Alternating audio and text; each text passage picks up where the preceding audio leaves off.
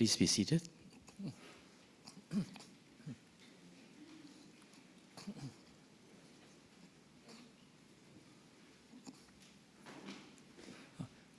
Good morning, Venerable Sangye Khadro. Good morning, all our Dharma brothers and sisters. I'm Hap Ching, President of Amitabha Buddhist Center. I'd like to take this opportunity to welcome Venerable Sangye Khadro and all of you to our first talk and the workshop on how to meditate at Amitabha Buddhist Center. It's with great delight and anticipation that finally we've managed to invite Venerable Sangye Khadro to come to Amitabha Buddhist Center after a very long absence from here. So Venerable, welcome back, and thank you for coming. Venerable Sangye Khadro has long been associated with Amitabha Buddhist Center, I think for the last 35 years, since 1989. She was one of the pioneer teachers at Amitabha Buddhist Center. She was sent by Lama Zopa Rinpoche to Singapore to teach Dharma to then a very fledgling group of Dharma students, a handful, who were all struggling to come together and study the Buddha Dharma. And thanks to Venerable Sangye Khadro's presence and teaching, that group slowly nurtured and grew. And many, I see some very old faces, Yijong from more than 30 years ago. Welcome back to ABC. Some of the very old students, I welcome you back to ABC. Haven't seen you for many years. It's good that you showed up. So it was really through the persistence, patience, and guidance of Venerable Sangye Khadro that the early batch of students that came here slowly grew and grew in Dharma wisdom and Dharma knowledge. In fact, many of the early students today have become Sangha, the Venerable Dekyong in Root Institute, in LMB, and so many of the early students grew and flourished and became really very serious Dharma practitioners. So really, thanks to Venerable Sangye Khadro for her guidance the last 11 years, 11 years of a stay at Singapore, which helped grow the Dharma community and help the students increase knowledge and practice. So, Venerable Sangye Khadro, you are very dear to us. And you are really, words can express the appreciation we have and thanks for all those years you've seen us through from our very humble beginnings at 494D. And we hardly had a Gompa space of more than maybe 110 square meters to what it is we have built up today. So all that stuff from very early causes of the center and under the guidance of Venerable Sangye Khadro. So Venerable, thank you so much for coming back to teach us and guide us at ABC, to your new cohort of students here meeting us today. Thank you. Please continue. Thank you so much.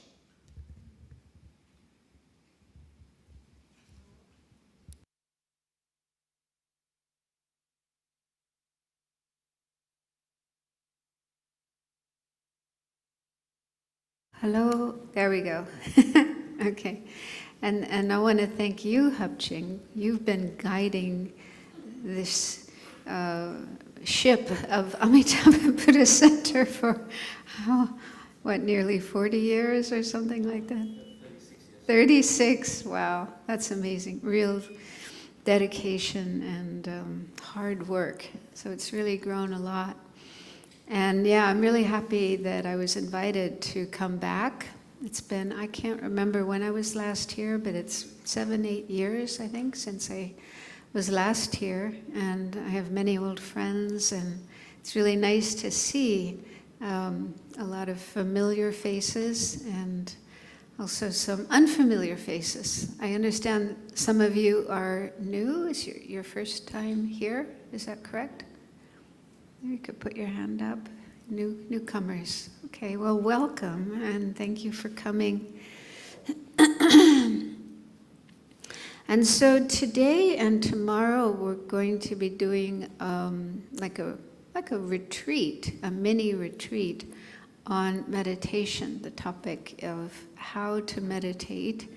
So it's kind of geared for newcomers. So those of you who are new, you came to the right place, or the right course, but those who are more experienced, hopefully you will learn something new, and will get a recharge of your energy, your interest in the practice of meditation. And so we'll have 4 sessions, 2-hour sessions, this morning, this afternoon, and then 2 tomorrow. And I just don't want to, Is it like that? That's better. And so in each session, I'll spend part of the time talking, giving some explanation of meditation and different aspects of meditation. We will also practice meditation together, do some practice together. And I'll try to keep that simple and short for those who are new. And then I'll try to remember to leave some time. I have a clock here to remind me to leave some time at the end of each session for questions. So if you do have questions that come up about anything I say or anything we do or any experience you might be having in meditation that you would like to ask about, there'll be an opportunity for that. So I hope this will satisfy everyone's needs and wishes. So I thought, let's just start with a little bit of sitting, because probably many of you, maybe you had a busy morning already. You had to get up early and get yourself together and then travel to come here. And so, yeah, you might be arriving here a little bit frazzled, a little bit agitated. And so I thought it would be nice to start by just sitting quietly for a few minutes and letting our energy settle down, calm down, become more quiet and peaceful before we jump into the actual material for the course. So, so make yourselves comfortable. Sit in whatever way is comfortable for you. Some of you are sitting on the floor. You can have your legs crossed in the way that's most comfortable for you. And if you're sitting in a chair, it's best to keep your feet flat on the floor, not crossing one leg over the other. And whether you're sitting on the floor or you're sitting in a chair, try to keep your back straight if possible, because that can help the mind to be more clear and focused, concentrated. So try not to slouch or sit in a crooked way. Try to sit straight. But at the same time, let your shoulders relax. Don't have your shoulders tight and tense, but let them be relaxed. And you can have your hands resting on your lap or on your knees as you wish. And it's good to close your eyes, but maybe not all the way. Leave them open a little bit, so there's a little bit of light coming into your eyes, and just have your gaze directed downwards. If we close our eyes completely, we might find ourselves falling asleep. And we don't want to do that when we meditate. We want to stay awake and alert.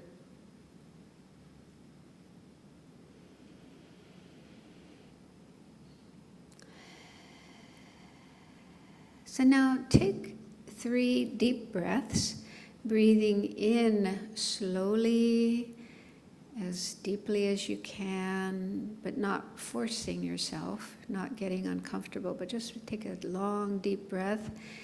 And then after you've breathed in as much as you can, just pause for a moment, and then let your breath go out slowly, not in a rush, but just breathing out slowly.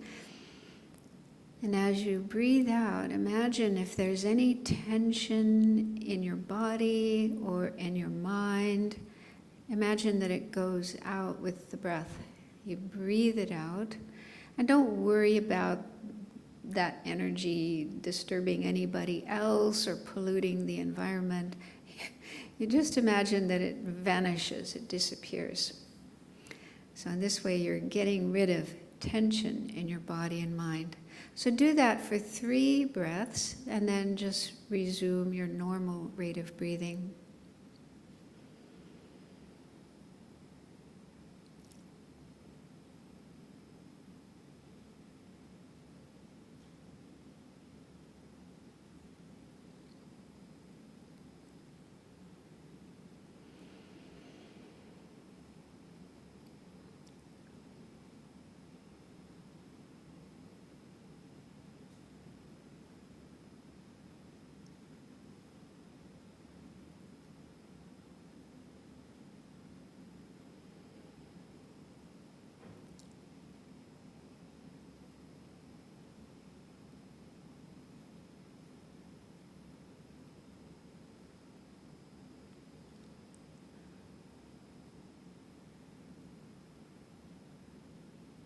So as you're breathing in a normal way, just let your mind rest on the breath in the sense of being aware of your breath coming in and going out, coming in, going out.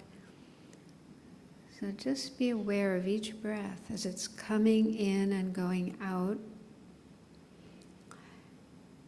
And try not to let your mind wander away, although it's natural that other thoughts will pop up in your mind.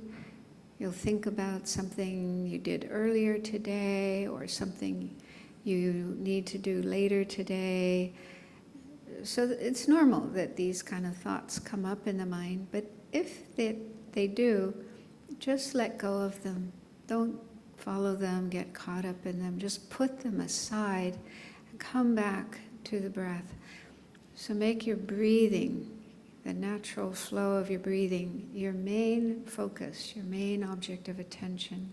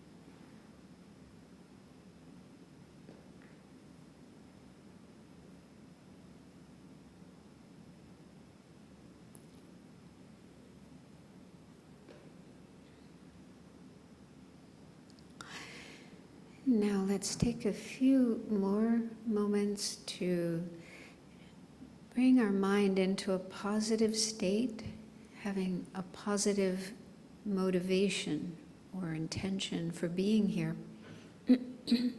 So Buddhism says that whatever action we do brings results or consequences that we will experience in the future.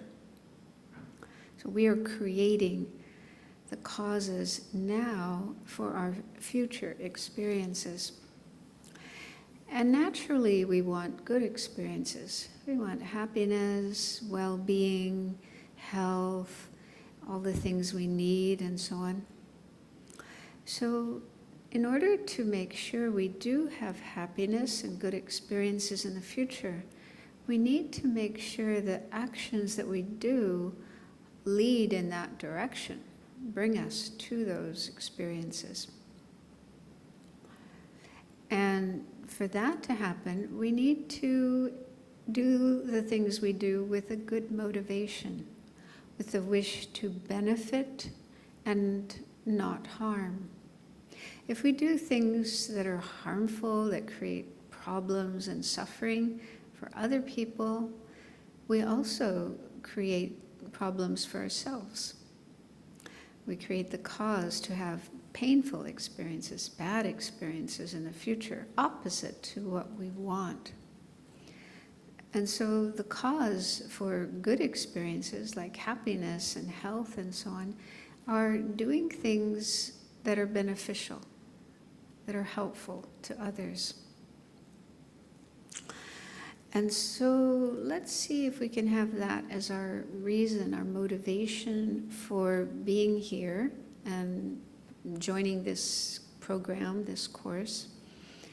One way to do that would be to think, yeah, I would like to help others, help my own country, help the world. I want the world to be a good place, a happy place, free of suffering, war, and other kinds of problems. And so I hope that I can learn something here during this weekend that will help me to help others and to help the world, to bring peace, benefit, and happiness rather than to increase suffering. So that's just one suggestion, one way you can have a positive attitude, a positive motivation for being here. So you can think that way, or you can have your own thoughts, but really try to have a positive motivation, a beneficial motivation for being here.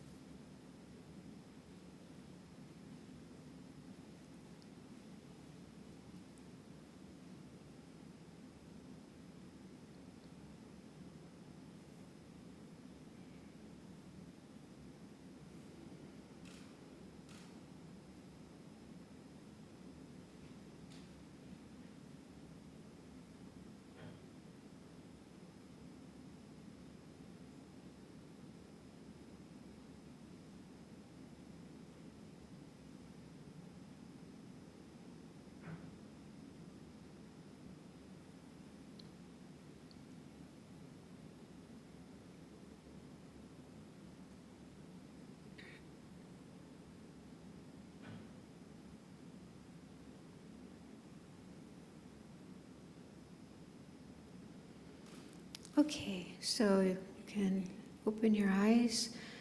We'll do some more meditation later, but I'd like to give some explanation about meditation. So I made some slides of some of the main points I'll be talking about, so this can help you to keep track of what we're doing. And maybe you can also get a copy of the slides afterwards if you want to refer to those again. So the first thing I'd like to talk about is the purpose of meditation. And what I'm going to be talking about here, you can go to the first slide. My background is in Mahayana Buddhism as practiced in Tibet. So there's different traditions of Buddhism. Mahayana Buddhism is the form of Buddhism that you find mainly in the northern Asian countries like China, Japan, Korea, Tibet, Mongolia, and so on. And then in the southern countries like Thailand, Burma, Sri Lanka, and so on, you find a form of Buddhism known as Theravada Buddhism, the tradition of the elders. So those are like the two main branches or divisions of Buddhism. And I'm not going to get into the details of those two traditions, but for the most part, we follow the Buddha's teachings and practice meditation. So most of the basic teachings and practices are the same, but there's some differences. So anyway, you should be familiar with that. Growing up in Singapore, probably most of the temples here in Singapore belong to Mahayana, all the Chinese Buddhist temples, and now there's probably a lot of Tibetan Buddhist centers and temples as well. So those are all part of Mahayana Buddhism. So there are different types of meditations, different ways of doing meditation within Buddhism. It's not that every Buddhist always does meditation in exactly the same way. There isn't just one type of meditation that everybody practices all the time. But there are different kinds of meditation. And I will be talking later about some of the different types that are found within Tibetan Buddhism, as well as other traditions. But just to let you know, if you go to another Buddhist group, another Buddhist temple, and have meditation classes, you probably find that, the way it's explained, the way it's practiced will be somewhat different, but try not to get upset about that or bothered about that. It's just, in our tradition, it's said that the Buddha was like a doctor, a very skillful doctor. And what a doctor does, there's many, many patients who come every day, and each person has different symptoms, right? Different things wrong with them in different parts of their body. And so the doctor needs to check, what is the cause of this sickness that you have, or this problem that you have, and then give medicine according to what illness you have. The doctor doesn't give everybody the same kind of medicine. That would be a disaster, wouldn't it? So a doctor will prescribe medicine to each person according to their disease, but also according to other factors like their constitution, if they're very healthy or if they're weak, according to their age, if they're a small child or they're an adult, and so on. So a good doctor will give specific medicine to specific people according to their needs. So Buddha was similar in the way that he taught. He met many different people while he was teaching, and each person had, a different personality, a different way of thinking, different experiences in life, and different background, where they came from, and so on and so forth.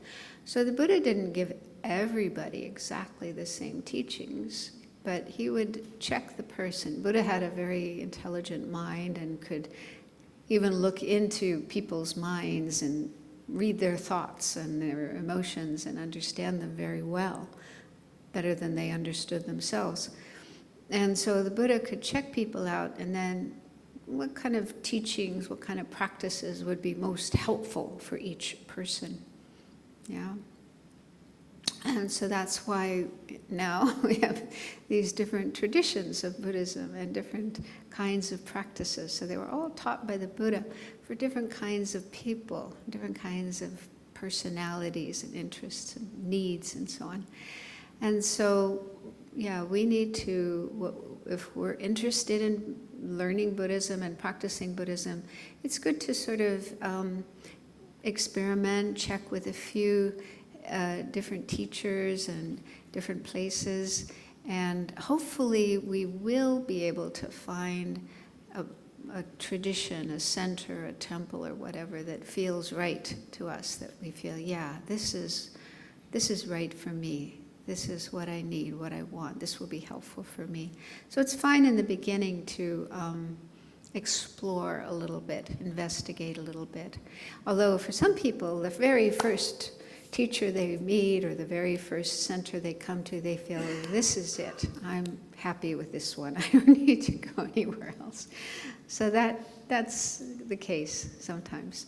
But for some people, they need to kind of explore a little bit more. Okay, so then the purpose of meditation. So why do we practice meditation? The ultimate purpose, the ultimate goal of practicing meditation in the Buddhist tradition is attaining higher states of mind, which we call nirvana and enlightenment. So according to Buddhism, each person and each living being has the potential to train themselves, to transform themselves. So as we are now, we're ordinary beings, and we have problems, difficulties, suffering. Buddha talks a lot about the suffering of ordinary existence. So this is normal. Every ordinary person and ordinary being has suffering and problems. But that isn't like permanent. Yeah, the problems that we have, the suffering that we have are not permanent fixtures that can't be changed. Buddha himself, he was once an ordinary person like us. He wasn't always Buddha, he wasn't always enlightened, but he was an ordinary person, and so he had the same kind of problems that we have. We're dealing with his parents, dealing with his friends and family, dealing with life, the world. But he, while still a relatively young man, became aware that, yeah, there are all these problems in life, and you know, we go through life, we get old, we get sick, and we all die. And he felt there must be something more than this. There must be something beyond this ordinary life that we have. And in India at that time, as still today, there are many people who have this aspiration to follow a spiritual path, and they even leave home and wander around, live a homeless life, and practice meditation and seek a higher state of mind, a higher way of being. And so the Buddha did that. He left home and spent a number of years living in the forest, learning from different teachers, practicing meditation.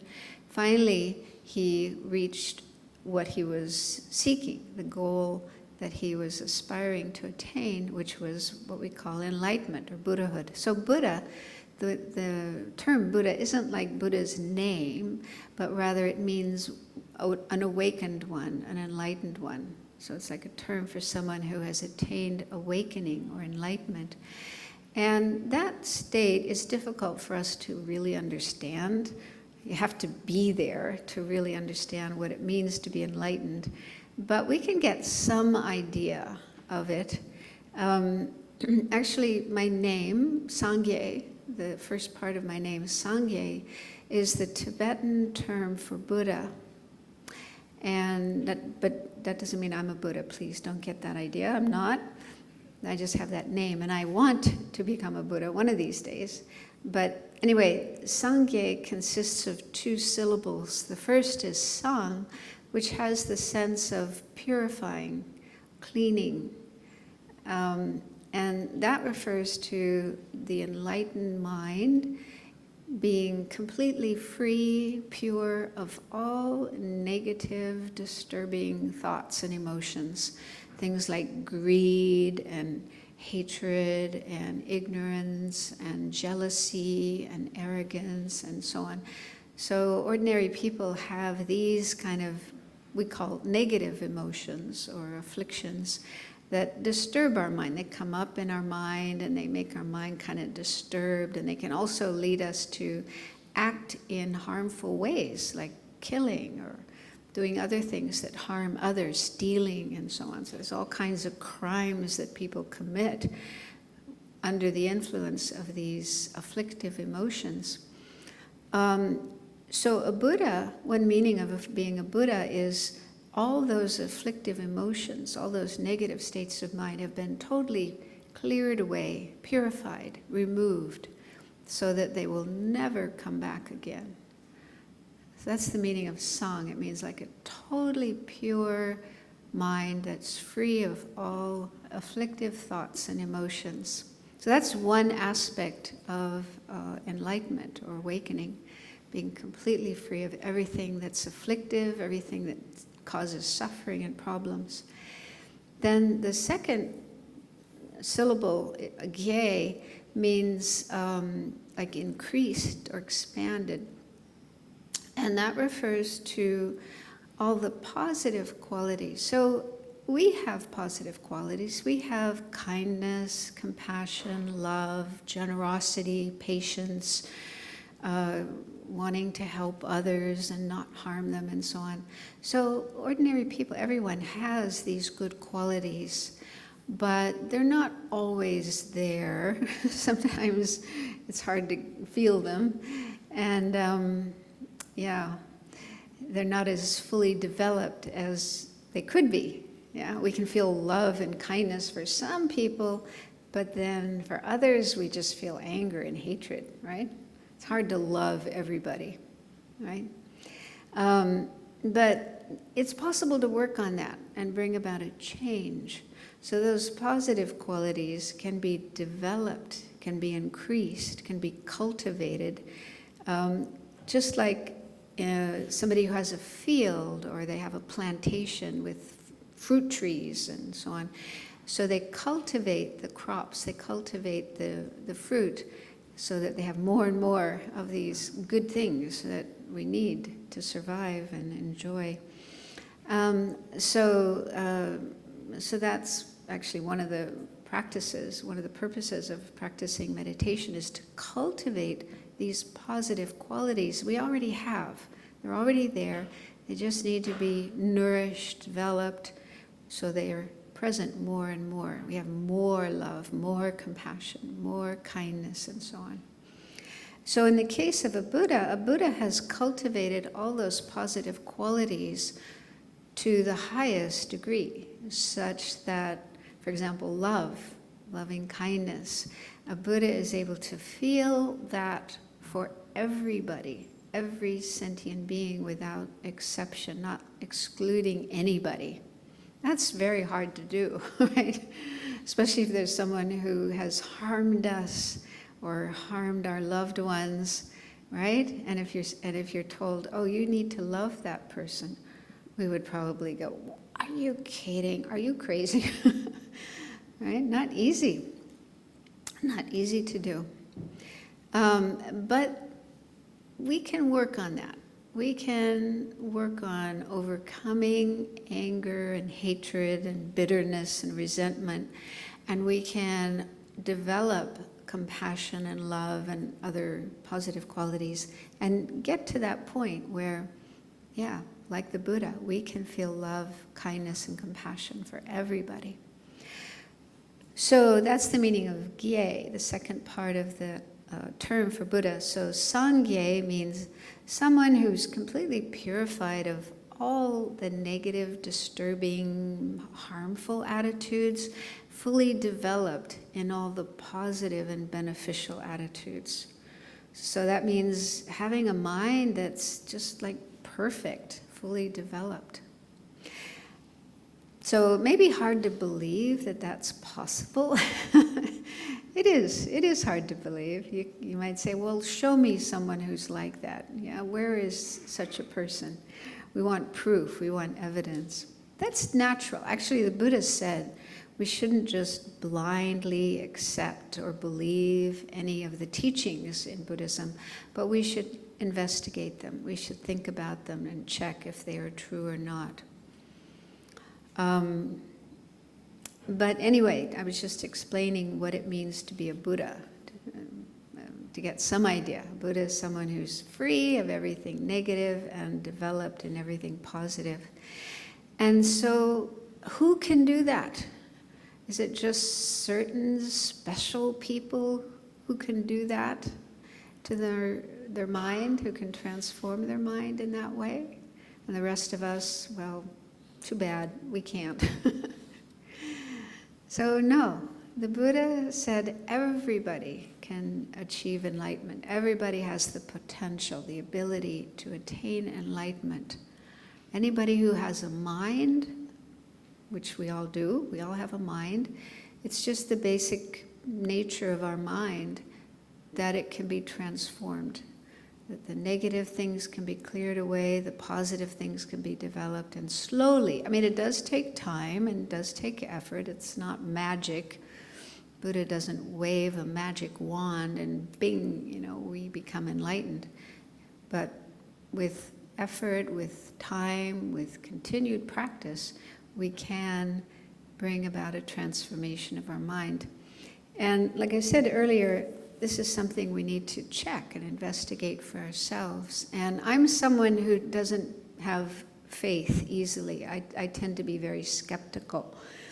And so, I really liked the idea. When I first started learning Buddhism, I really liked the idea of becoming enlightened. I thought, that's what I want to do. But it was also hard to be 100% convinced that it's true. But what I can say after it's been, I think, 51 years since I started to learn Buddhism and practice it, I can say that I've improved compared to the way I was before. I can see that, my mind has changed. I'm not as angry as I used to be, not as selfish, and I have more love and more compassion. So I can see that through practicing the Buddha's teachings, the practice of meditation and so on, it is possible to change and improve oneself, improve one's mind. And that really is the main purpose of practicing meditation. These goals of nirvana. Nirvana is the state of being free of all suffering, all afflictive states of mind, delusions, and a state of freedom and peace. And then enlightenment, we usually use the word enlightenment for the state of the Buddha, the state that Buddha achieved, which is a higher state of mind. And the whole purpose of attaining enlightenment, becoming enlightened, isn't just to sit there and enjoy yourself and, feel good about what you've done, but to benefit others.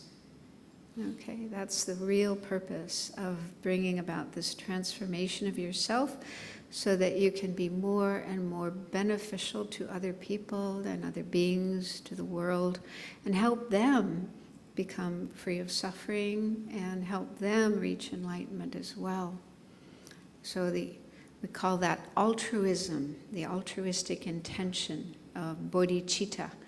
It means the wish to become enlightened, following in the footsteps of the Buddha, to be able to benefit others more and more and more.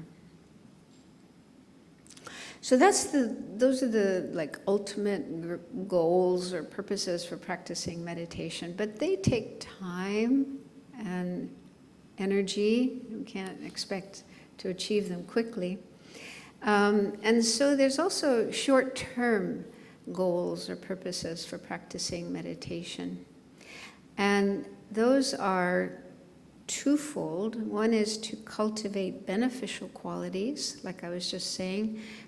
Every person does already have these good qualities like love and compassion and generosity and patience and wisdom. Those are some of the positive qualities that we have naturally, but they're not so well developed. They're kind of a bit weak, and they're sometimes there and sometimes not there.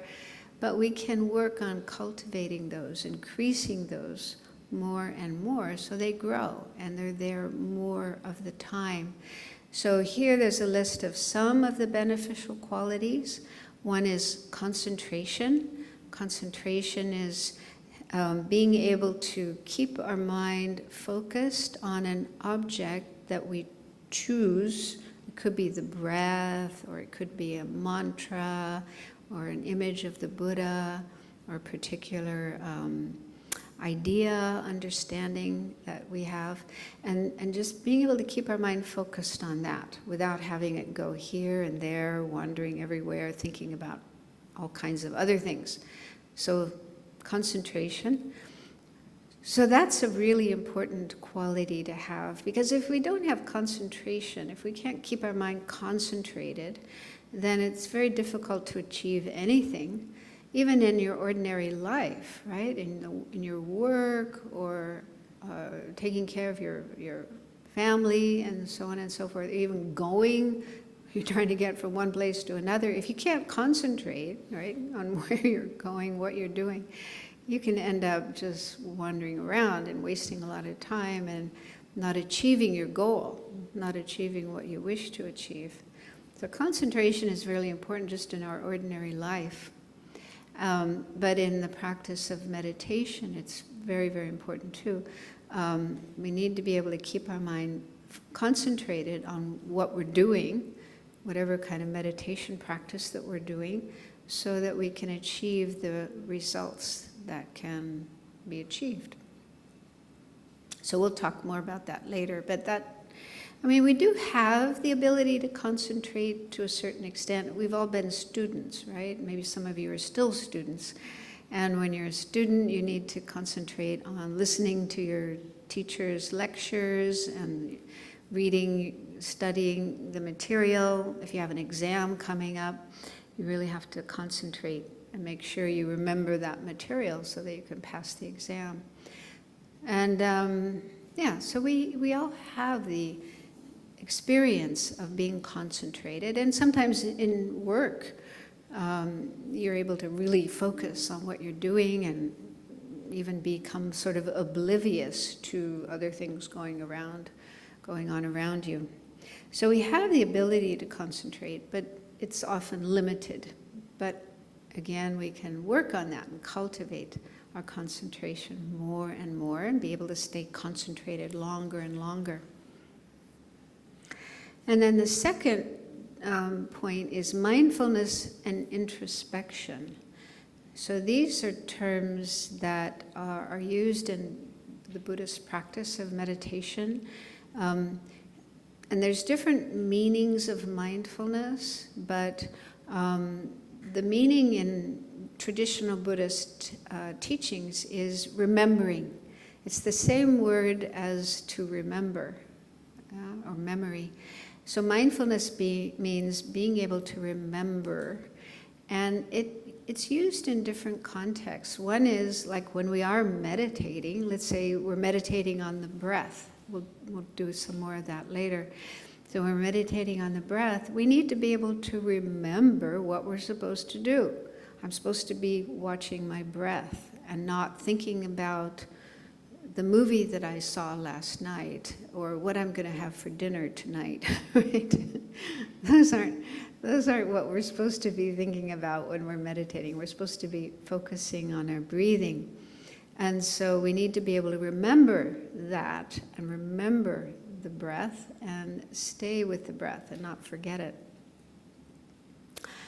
But it comes in other contexts as well, like, for example, ethics. That's a big part of Buddhist practice. Ethics, ethical conduct. That means like how we behave in our daily life, what we do with our body, what we do with our speech, what we do with our mind. And so the Buddha spent a lot of time talking about what kind of behavior is beneficial and helpful, bringing happiness, bringing well-being, and what kind of behavior is harmful and just brings more suffering. And so we need to remember those points so that we make sure our behavior does stay in the right way. We're going in the right direction. For example, the first precept or guideline in terms of ethics is to refrain from killing. Okay, because killing, taking the life of another being, is a cause of suffering. Nobody wants to die, and that includes animals, insects. They don't want to die, they want to keep living. But of course, human beings as well. So to kill any living being is to cause a lot of suffering, tremendous suffering to them. So the Buddha advises us to refrain from killing, to avoid killing as much as we can, and live our life in that way, and even save lives. If we have the chance to save the life of a being that may be killed, then that's like totally opposite to killing. So that's just one example of an ethical practice in Buddhism. So if we learn that, we agree with that, we want to follow that, then we need to keep that in mind as we go about our daily life. We really need to be aware that there are people and living beings around me, and they don't want to die, and I don't want to make them die. I don't want to hurt them. And so that's a practice of mindfulness, being mindful of or remembering that particular way of being and not forgetting it, not losing it. And then introspection is, sometimes it's called vigilance. So that's like a little voice inside of us that is able to notice when we're doing something improper as opposed to doing something proper. So it's like an inner spy, but in a good way. Yeah, it's a beneficial thing. So for example, let's say you're having a conversation with somebody and the person says something and it kind of pushes your button. You feel annoyed, you feel angry. You may even have the thought to say something nasty, hurtful to them, okay? So that's, again, something in Buddhism that we try to avoid. We try to avoid being angry and doing things or saying things that hurt others. Just like we don't like being hurt, we don't like people to say hurtful things to us, the same is true for other people, yeah? And so we try to avoid speaking hurtful words, even if we have them in our mind. We might have those thoughts in our mind, but we can stop ourselves from coming out of our mouth. So introspection, if that is functioning well, you would realize, oh, I'm having these angry thoughts. I'm having these thoughts of saying something nasty to that person. And if you don't want to do that, if you want to, avoid harming others, then that would help you to stop doing that. So it's like I don't know another term for it, but just something inside of our mind that alerts us. It's like a red light, a red light going off.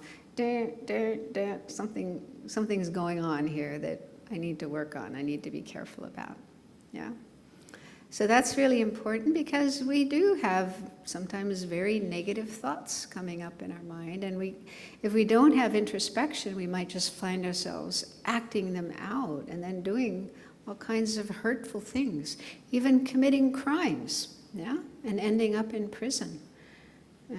So introspection is very important to keep track of our thoughts and try our best to stay on the right path.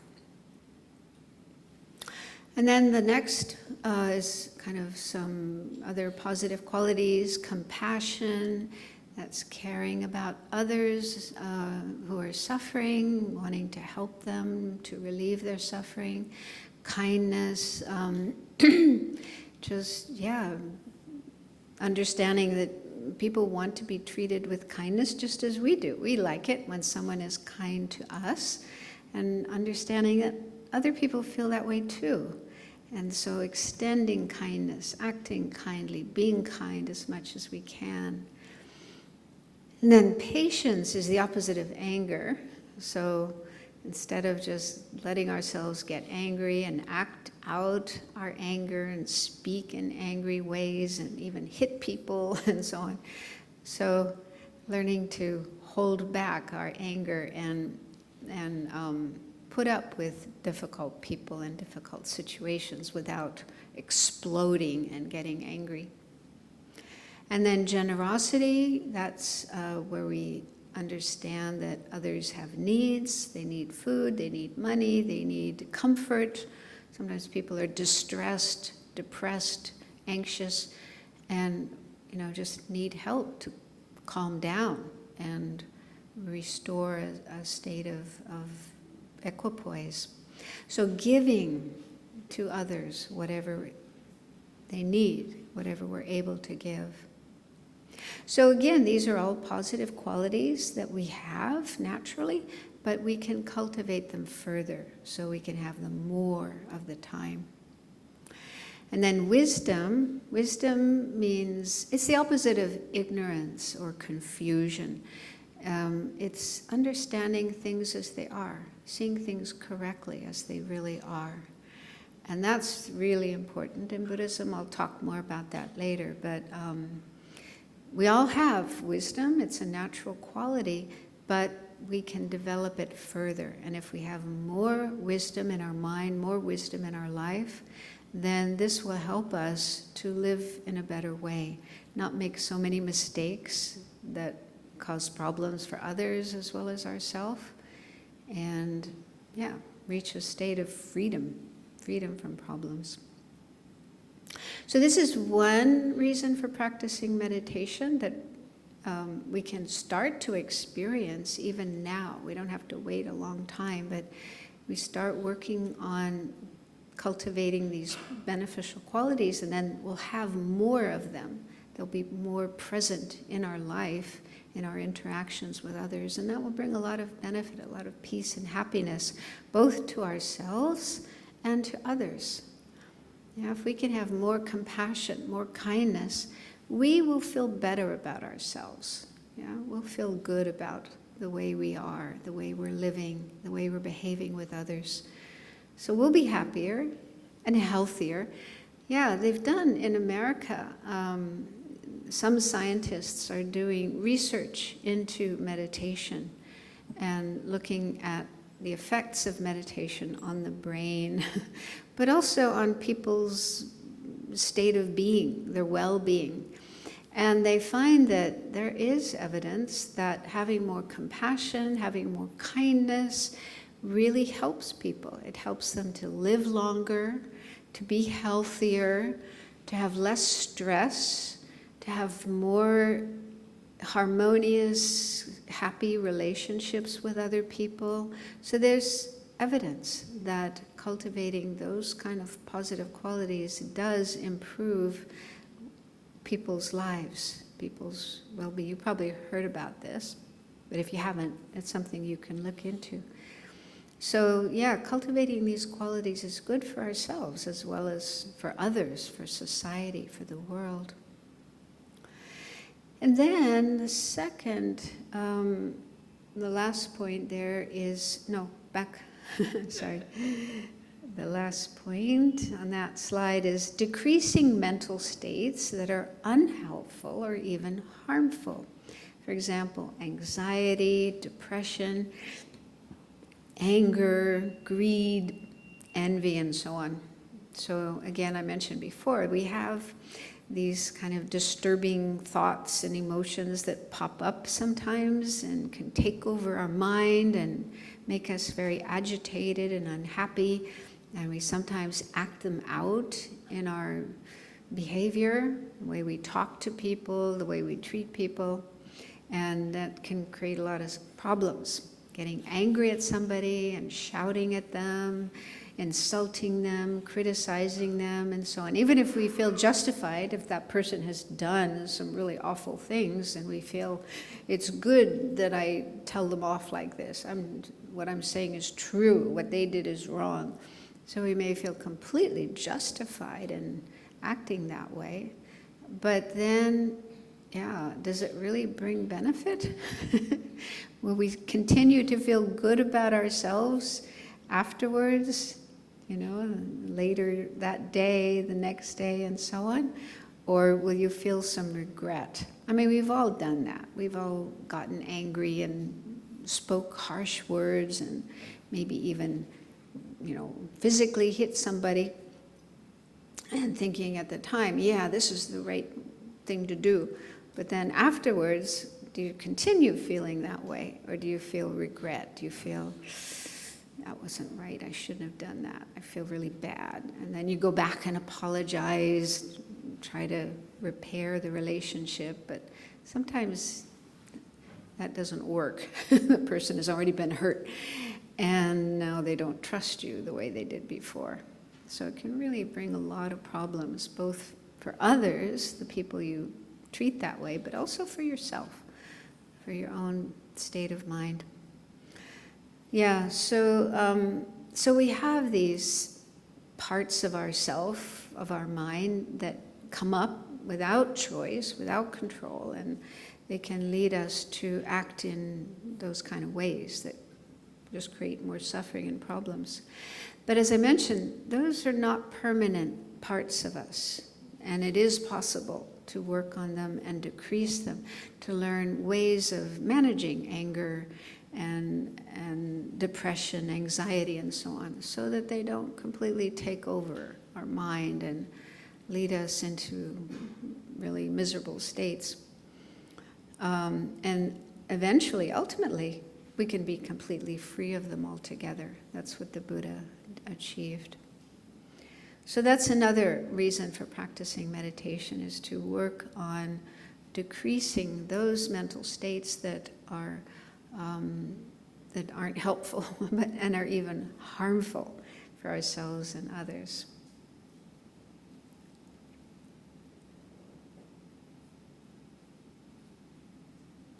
So these are the main reasons for practicing meditation in the context of Buddhism.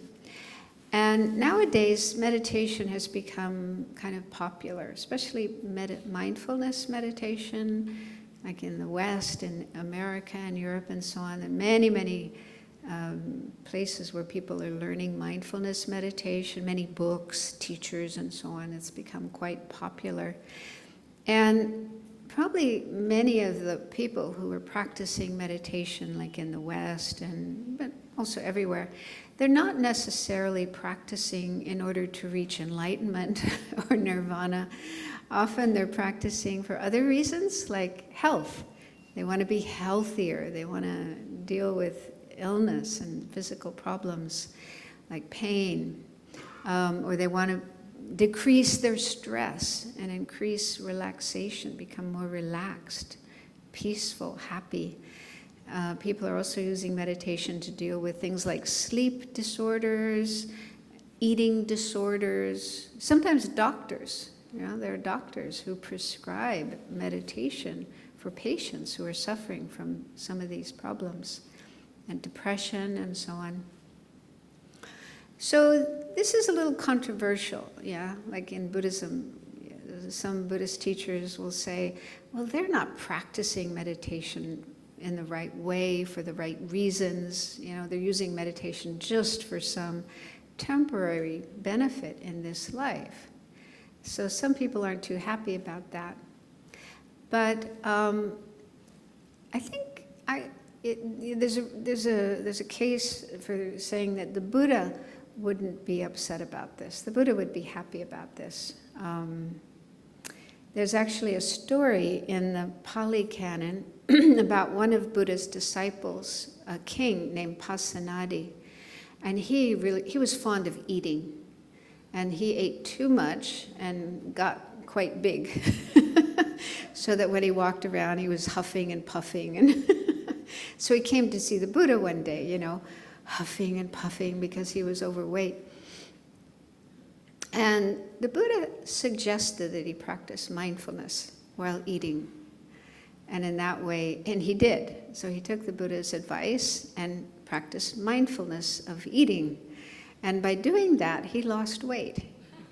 He wasn't eating so much, so he lost weight. And then he came to see the Buddha, and he was very happy with his new body, this slender, fit body.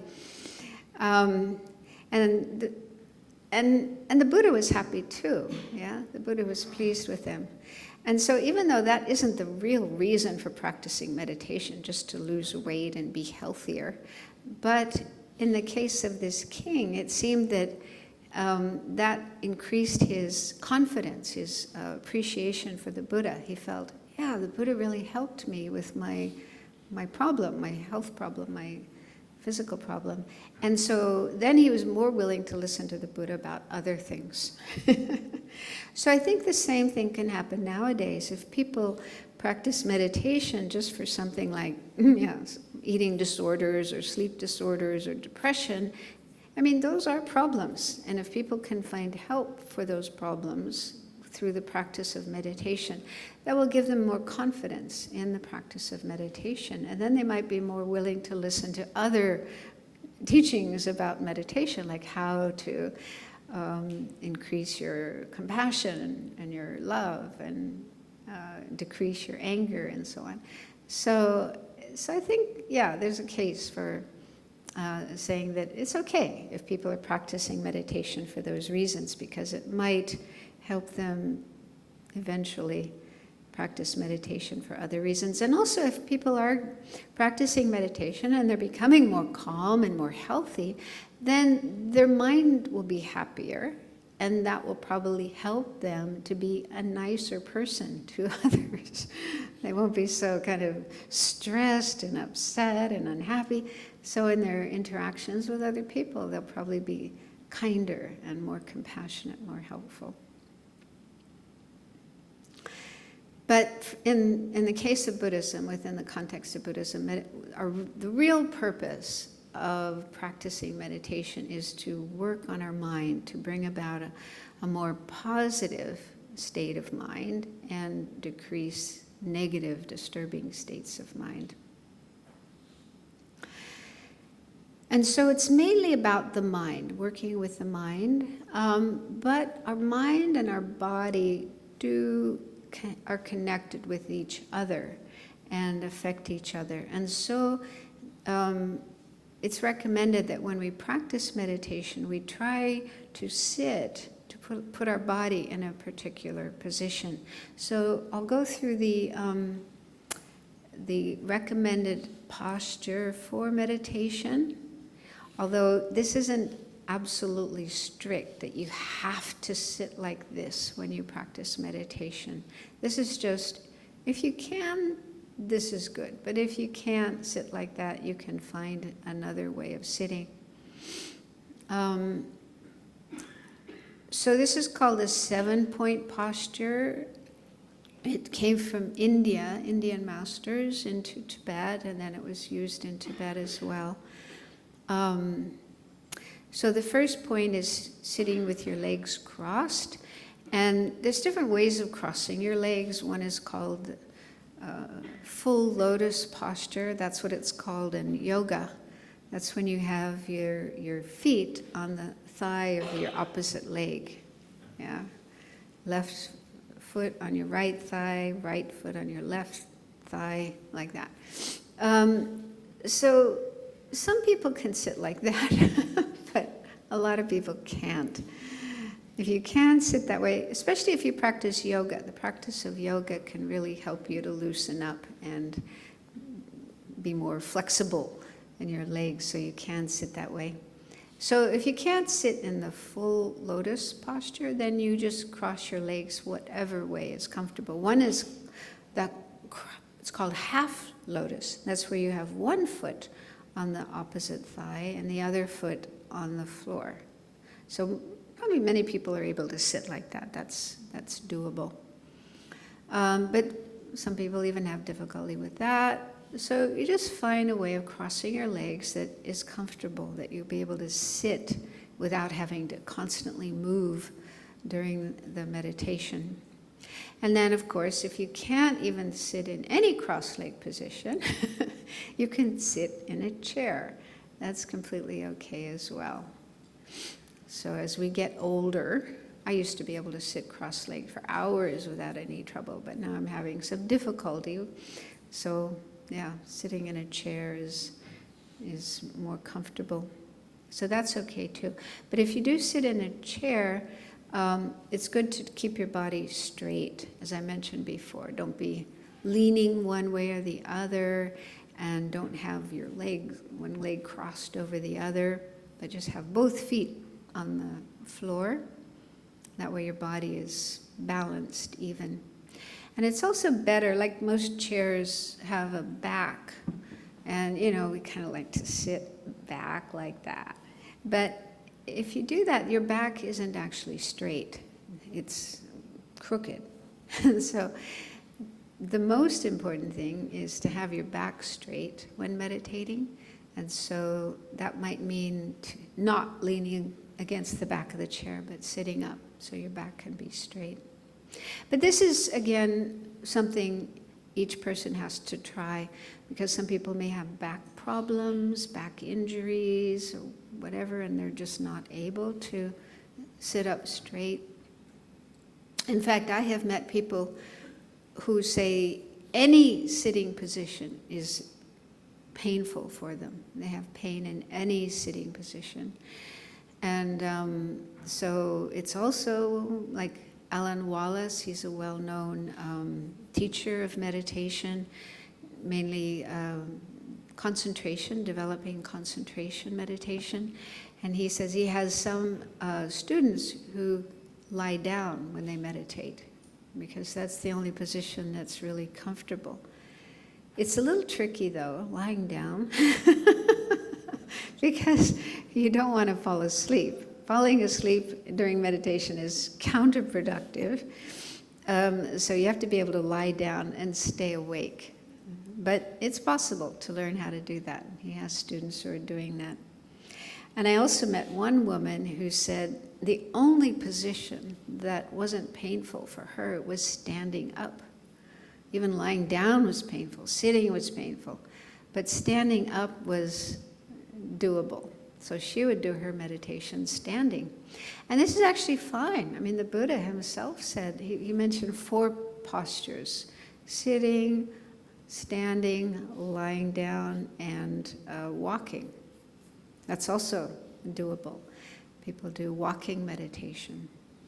So you can do meditation in any of those positions or ways of handling your body. Because again, it's mainly what we do with our mind. Yeah.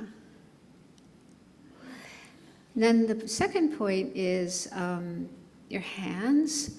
So in the Tibetan tradition, the way of placing the hands is like this, with the left on the bottom and the right on the top. So your fingers are lined up, palms facing upward, and then the 2 thumbs touching like that, making a little mountain peak above your hands. So this has to do with the flow of energy in the body, most conducive way of letting the energy flow. And then your arms should be a little bit away from your sides, not pressed against your sides. Because if you do that, if you press your arms against your side, then your body will get warm, especially in a hot climate like this. And if our body gets too warm, that can make us sleepy, right? And then, we're falling asleep instead of meditating. And so they say it's better to just have some space between your arms and your sides. Your arms a little bit away. And then, third point is having a straight back if you can. But your shoulders should be relaxed. You shouldn't be like this. So try to keep them even, not one higher than the other. Have them even and relaxed. And then the fourth point is about the eyes. So probably most people, when they start meditating, want to close their eyes, because if we have our eyes open, then we're easily distracted by things we see. Yeah, even looking around the room, what other people are doing. So that becomes a distraction. So closing the eyes just kind of makes it easier to not have those kind of distractions. However, there's the danger that closing the eyes can lead to sleepiness, especially if you're sleep deprived, you didn't get enough sleep last night, you're working too hard. So as soon as you close your eyes, it's like... So we should try to stay awake and alert when we're meditating. And so it's recommended that we don't close our eyes all the way, but leave them open a little bit, just enough so there's some light coming in. And if you're staring down at whatever's in front of you, your lap or your table or the floor, just staring at one place in front of you and not letting your gaze wander around, then you can just ignore anything that you see. You can learn to tune out visual impressions and just be able to keep your mind focused. So usually it takes a while to learn how to do that. In the beginning you might have some difficulty, but it is recommended to stay awake and alert and just, keep the mind more bright and alert rather than dull and sleepy. And then the fifth is your mouth and jaw. So those should be relaxed. So don't clench your teeth when you're meditating. Keep your jaw relaxed.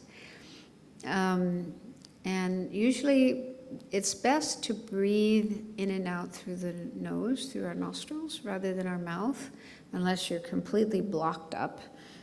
Yeah, if you have a bad cold or sinus problems and you can't breathe through your nose, then you need to breathe through your mouth. But otherwise, it's best to keep the mouth closed and breathe in and out through your nose. And the next point also relates to the mouth, the tongue. It's said that if we place the tongue on the roof of the mouth behind the upper teeth, that will reduce the need to swallow. You won't have so much saliva coming up and then having to swallow. And that's beneficial if you do get into a concentrated state of mind. Any movement can be kind of disturbing. So even swallowing can become a disturbance. So not having to swallow so much is helpful when meditating. So that's recommended. Okay, then the seventh is the head and neck. So we shouldn't have the head high nor too low, but just slightly down, slightly tilted downwards. They say if we have our head up too high, that can cause more agitation in the mind, more distractions, disturbing thoughts in the mind. And if our head is bent too far low, that can lead to sort of dullness and sleepiness. So here is like the middle way. This is a good position, just slightly down.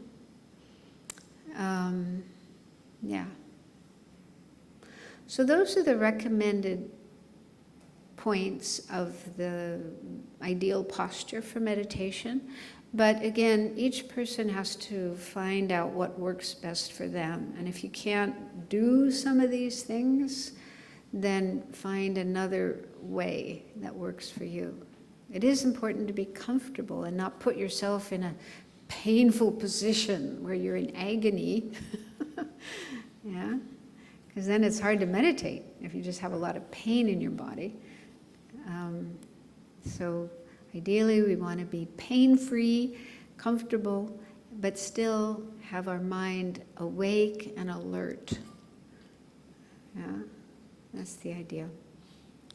So let's do another session of meditation, and I'll go through this posture again, go through the 7 points, and you can just try your best to adapt these different points. And then we'll do meditation on the breath, as we did in the beginning, but spend a little bit more time.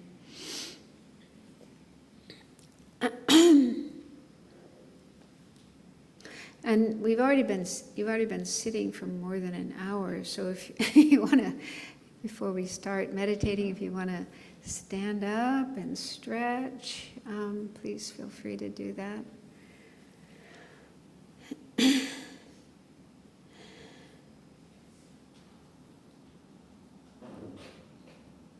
Another thing too is if you are sitting on the floor when you meditate, sitting cross-legged, then you might try out different kinds of cushions. Some people are more comfortable with just a really flat cushion behind them. Other people need several cushions. I also see people who sometimes put a cushion under each knee. Okay, so that's something else you could work with. Play around, try different heights of cushions. And also it's good to have a mat. There are mats here. Otherwise, if you're sitting on a hard floor, your feet, your legs, your feet are on a hard floor, that can be quite uncomfortable. So it's good to have some kind of mat that you can rest your feet and your legs on.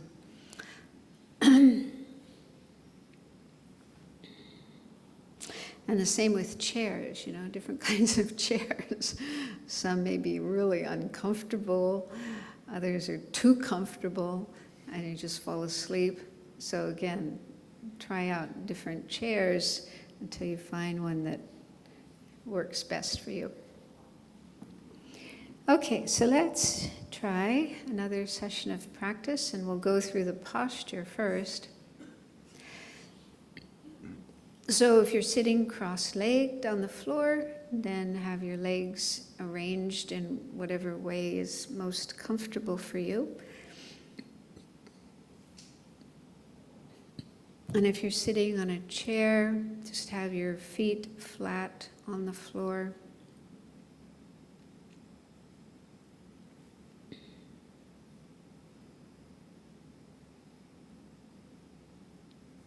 Have your hands in your lap with the left hand on the bottom, right hand on top of it, with the palms facing upwards and your fingers lined up, and the two thumbs touching each other above your hands, making like a little mountain peak.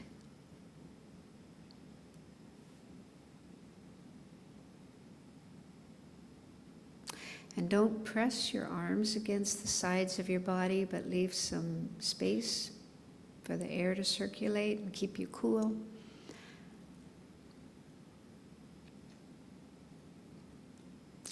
And then check your back. Try to keep your back straight, unless you have some physical disability or injury that would prevent you from doing that.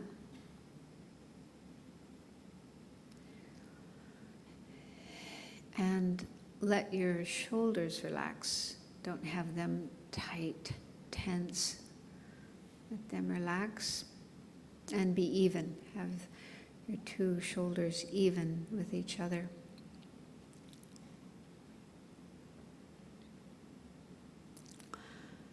And then your eyes, you can try to keep them open a little bit, looking down on your floor, on the floor or your lap or whatever's in front of you.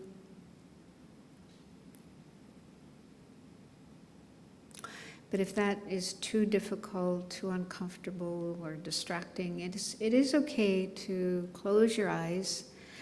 But if you do close your eyes, just try to be aware if you are staying awake or if you're falling asleep. And if you are starting to fall asleep, then you can counteract that by opening your eyes a little bit. That light, a little bit of light coming into the eyes can help you to stay awake.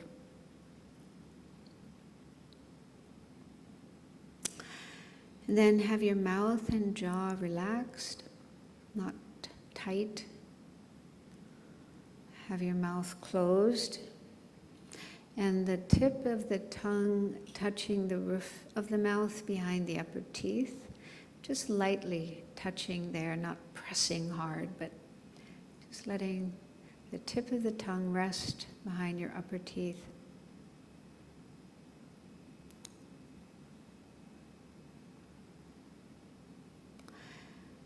And then finally, the neck and head should be tilted downwards a little bit. Not up high nor down low, but just slightly downwards.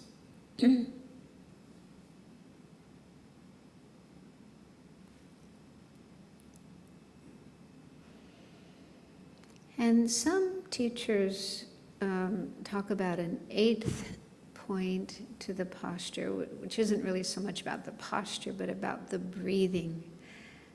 They say that the way we breathe when we meditate should be natural. You shouldn't be forcing your breath, controlling your breath, but just allowing your body to breathe and in a natural way. Like, when we're asleep at night, we don't have to control our breathing. Our body just breathes on its own. We know how to do that. So that's how we should breathe when we're meditating. Just letting the body breathe naturally. And some of the breaths might be longer, deeper, slower. Some of the breaths might be shorter. But that's fine. Our body knows how much air it needs to take in. So just let go of any sense of controlling the breath and let the body do it on its own. But we're going to be using the breath as the object of our meditation to train our mind to stay concentrated, focused, rather than wandering here and there, everywhere.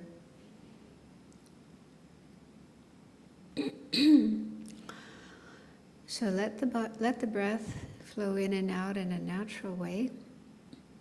And then with your mind, with your awareness, pay attention to or observe this flow of the breath. And you can find your own way of doing that. Some teachers recommend paying attention to the sensations around the nostrils. That's where the breath is coming in and going out of the body. So if you're really sensitive and aware, you can feel the subtle sensations as the breath is coming in and going out of your nostrils. So that's one place where people sometimes watch the breath, pay attention to the breath. Another place is the abdomen, your tummy, your belly, which is moving in and out with each breath. So you might also want to do that. Or whatever way it works for you. Again, you can just experiment and find where you're able to feel your breath, to experience your breath most clearly, most easily. And then just keep your attention focused there at that place.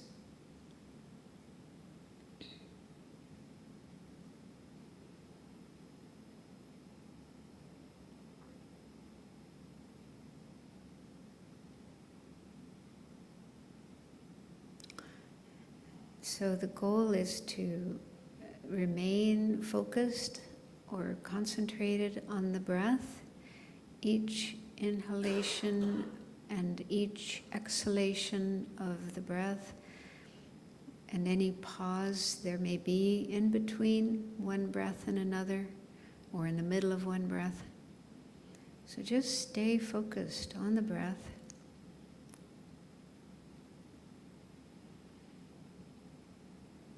And if other thoughts come up in your mind, or you hear sounds like somebody coughing or a noisy truck going by outside or whatever, don't let the mind get carried away, distracted by that other object, the thought or the sound. Bring your mind back to the breath. So keep coming back to the breath whenever there's a distraction, something else distracting you from the breath. Just keep coming back to the breath again and again. Let go of, or put aside, or ignore that other object.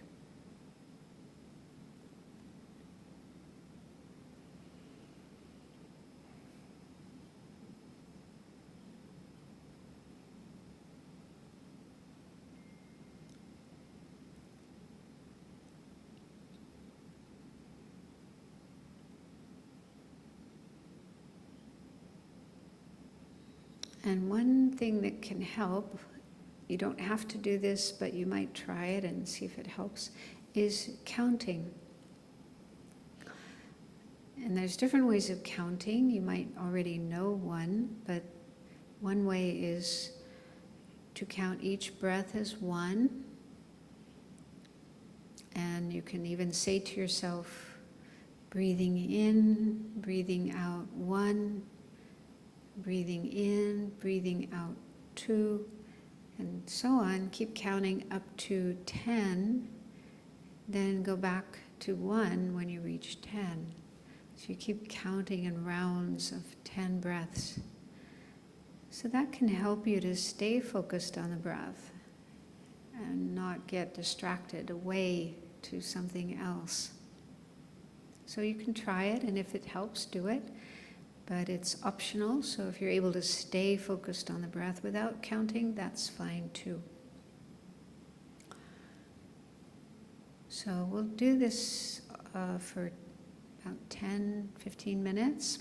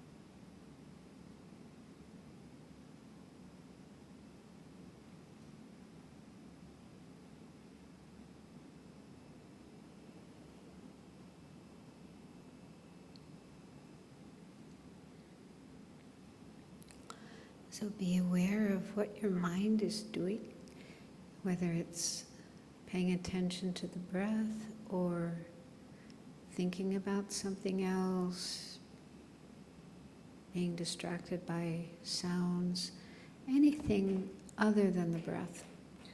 And if you notice that's happening, then let go of that other object and come back to the breath. Even if you have to come back to the breath again and again and again, it's okay. That's part of the practice. You're doing it right.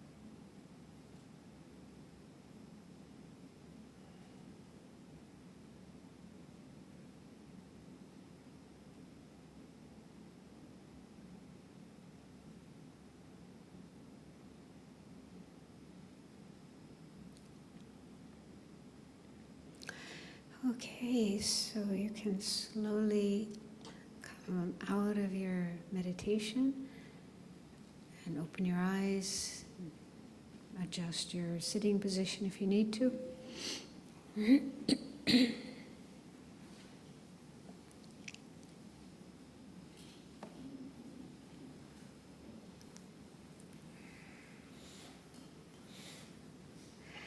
So if anyone has a question you'd like to ask about meditation, preferably, not about American politics or anything like that. I don't want to talk about that. So, is there a microphone that people can use? Maybe there aren't any questions, but just to give you the opportunity.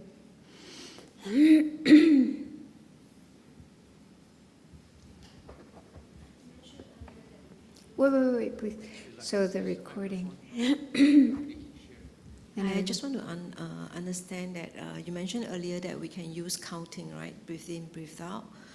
What about using mantra? It's like if I were to say Om Tare to Tare, is it okay? Well, I mentioned counting because that can be done with the breathing. And it's, you know, sometimes people find that just trying to stay focused on the breath is really hard because it's kind of very simple and, you know, boring. It can be boring. But counting the breaths gives you a bit more to do to keep your mind occupied and stay on the breath. But there's lots of other objects that can be used to develop concentration, such as mantras, or in the Tibetan tradition, we do a lot of visualization. You visualize like a Buddha, different Buddha figures and so on. So you can use just about any object to develop concentration, although it's better if it's some kind of spiritual, religious object and not like, you know, your favorite pop star or something like that. So yeah, using a mantra and focusing on a mantra, that would be a good object. And in fact, when we recite mantras, ideally we should be concentrated and not reciting with our mouth and then the mind wandering elsewhere. So because this is a how to meditate course, which is basic introductory level, I usually teach meditation on the breath because I think it's relatively easy. You know, anybody can do it. And also the breath, I think focusing on the breath has a natural calming effect. So it's something, I mean, it's to help develop concentration, but it's also good to calm down. If you're feeling stressed, anxious, agitated, then it's really helpful to just even a few minutes of focusing on the breath coming in and going out can really help you to calm down physically and also mentally. So not everybody likes the breath. Some people don't like it. So you're free to find some other kind of meditation that you do like to do. But this is kind of a basic one, a good starting point for practicing meditation. But yes, there's also lots of mantras in the Tibetan tradition. Also, Chinese tradition has mantras. Is that right? Yeah. These are like usually in Sanskrit. They're usually Sanskrit syllables that you can recite either verbally or mentally, and focus, concentrate on those. And that's also a really good practice to do. Thank you. I think behind you, Cindy had... Hi, Venerable. As we age, sometimes when we do a long meditation, one side may tend to give some aches and pain. So I'm just wondering whether we can switch side, meaning to say, instead of the right leg over on top of the left, can we do the reverse, left on top of the right? So like kind of balance it and not always on one side, which I tend to find some pain after a while. Will it affect the meditation energy, or? Are you talking about switching in the middle of a session, or just Oh no, maybe on a alternating? different, yes, Sometimes different doing that. section. It's interesting that you mention that because, you know, for many, many, many years, I would always sit in a certain way. I forget how it was, but anyway, yeah, one leg on top and the other leg on the bottom. And then I started getting some physical problems. And when I talked to somebody who was, I don't know, they were kind of knowledgeable about yoga and other kind of physical things, they said, oh, you shouldn't always sit in the same way because your body is kind of not in balance. You should actually alternate, sometimes left on top, sometimes right on top. And I never heard that before. I've never heard that in the Tibetan tradition, but apparently in some traditions they do say that. And it does make sense. So, yeah, just to share that with you, I think it is fine to switch. Thank you. And also, as many people get older, they can't sit any more cross-legged. They need to. I once visited a Zen temple in America, and they really emphasize sitting, you know, cross-legged, and they have benches, not benches, but they're like a platform around the edge of the room where they sit. And I noticed that in some of the places they had actually cut out a piece of the wood so that the older members of the community could still sit and have their legs down instead of sitting cross-legged. So, yeah, I don't know if they do that in Japan or not, but yeah, sometimes it's just, we just have to make adjustments as we get older. So, yeah. Morning.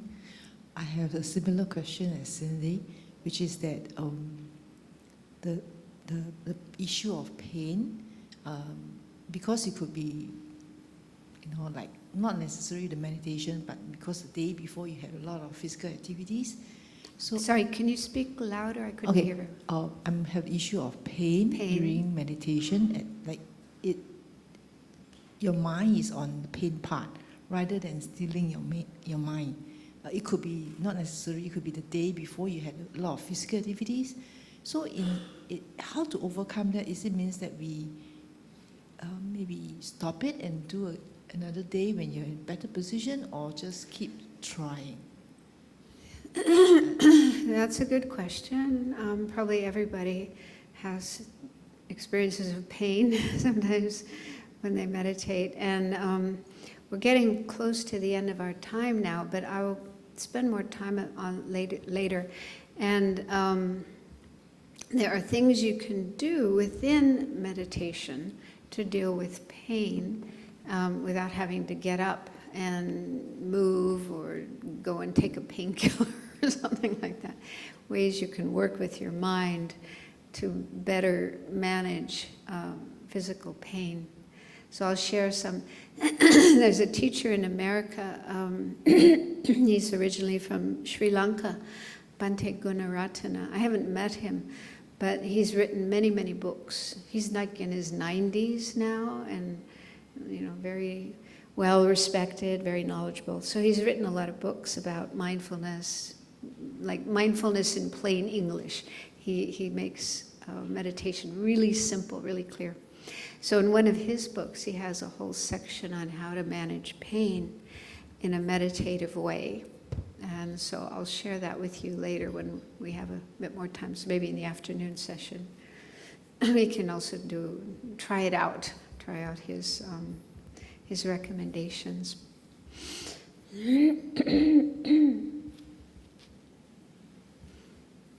Anyone else? What about the duration? Duration? The duration of your meditation. Oh, that's a good question. Yeah, so that isn't something fixed, but up to each person. So it's usually recommended that in the beginning, when you're, learning newly learning how to meditate, it's better not to try to meditate for too long. One amount of time is like 10 minutes or 15 minutes, but for some people even that is long. So 5 minutes, you can even do 5 minutes. And then as you have more experience with meditation, you can gradually increase the amount of time. And so there's, people who can meditate for an hour or 2 hours or 3 hours. And so it is important that you have quality. Quality is more important than quantity. So a short session, like 10 minutes, where your mind is really concentrated is better than sitting for an hour where your mind is wandering all over the place or feeling bored or whatever. Yeah. So it kind of depends on where you're at in your practice and your ability, but also other things like just practically, some people have really busy lives and just don't have a whole lot of time to meditate. And so for them, even to just spend 5 minutes, like one of my teachers, Lama Yeshe, used to say, even 5 minutes of meditation is good. I'm sure the Dalai Lama would say that as well, yeah. So everybody should be able to find 5 minutes. We find time to read the newspaper. We find time to, check our text messages and go on the internet, chat with friends. So we should be able to find at least 5 minutes to do meditation. More, if you can do more, then that's even better. But even just 5 minutes is helpful.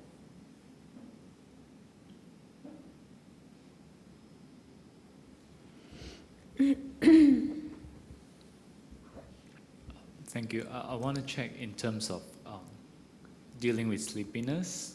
When you're really sleepy, do you advise for us to maybe stand up and walk around, combat through it, or do you advise to come back later? Yeah, I'll be talking more about that in the afternoon. Some of the common problems or obstacles that we face when we're meditating and how to deal with them.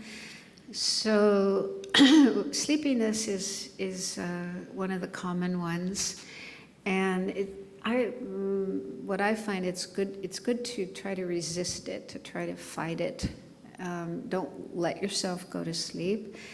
But you also don't have to think, oh, I can't meditate right now because I'm feeling sleepy. So there's things you can do to manage the sleepiness, like sitting up straight. Sometimes, even if we start off our session, we're sitting up straight, but after some time, our body might sort of collapse, and that might lead to sleepiness. So if we straighten up, sit up straight, I think that helps to bring up the energy and make ourselves more awake.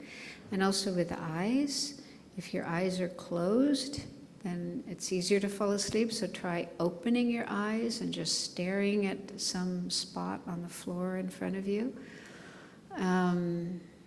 It's also like the environment. If it's very warm, if it's too warm, that can lead to sleepiness. So it's better to have it a bit cool, not too cold, but cool. Also, eating. Like if you try meditating right after eating a meal, then there's a greater chance of sleepiness. So it's better to get some exercise first, and then try meditating later. So those are some things we can do to prevent sleepiness. But even if we do all those things, it can still happen. So they say if you try everything else and you're still feeling sleepy, then you can take a break, stand up, stretch, maybe take a little walk, splash cold water on your face. Look, if you have a view, you can look out over a big view. That can really help to, wake you up, and then go back and try again. And that's why I think in some countries like Thailand and Burma, where people are doing a lot of meditation in a very intense way, they alternate sitting and walking meditation, because it's harder to fall asleep when you're walking. So So if you're falling asleep while you're sitting, then you can get up and walk around and meditate walking around, and then come back and sit down again. But also some people, you can also check your lifestyle. If you're really busy, you're not getting enough sleep at night, that might be the problem. So you need to make sure you get enough rest, enough sleep at night, so that you're not sleeping on your meditation cushion. Thank you. Yeah.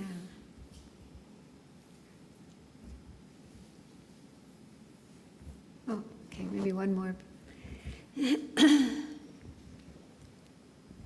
Hi, Venerable. Hi. Say, for example, during your middle of your meditation, If what? during the middle of your Yeah. meditation, and say, for example,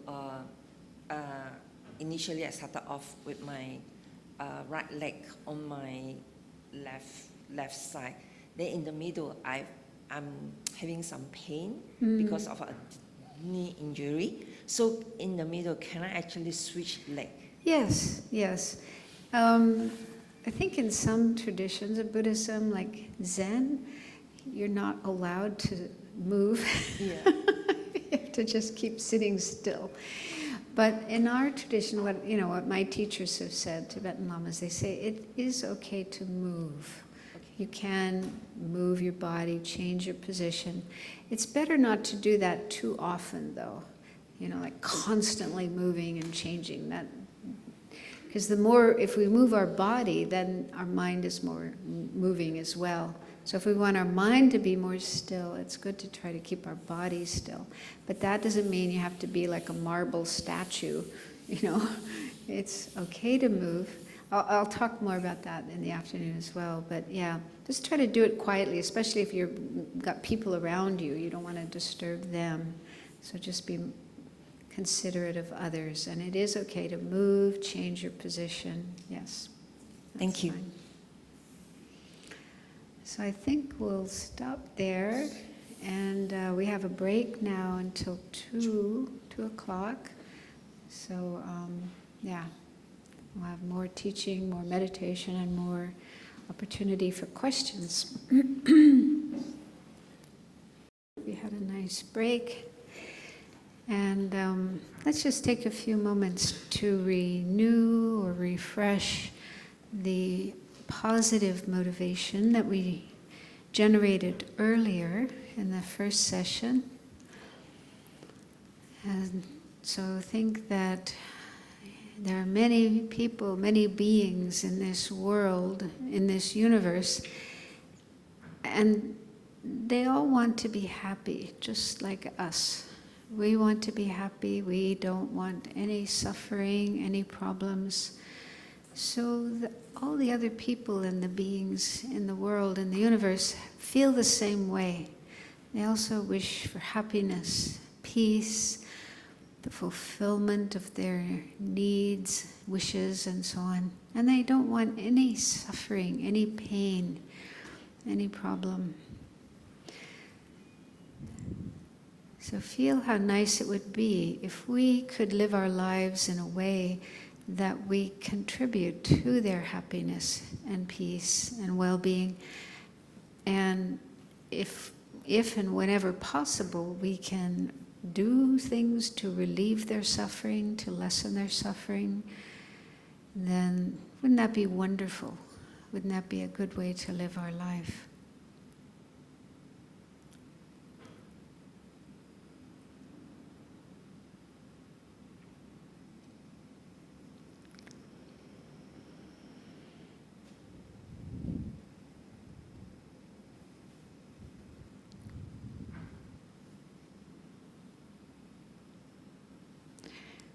Then, if that sounds right, if that feels right for you, then you can connect that with being here, participating in this retreat, this course, workshop, whatever you call it.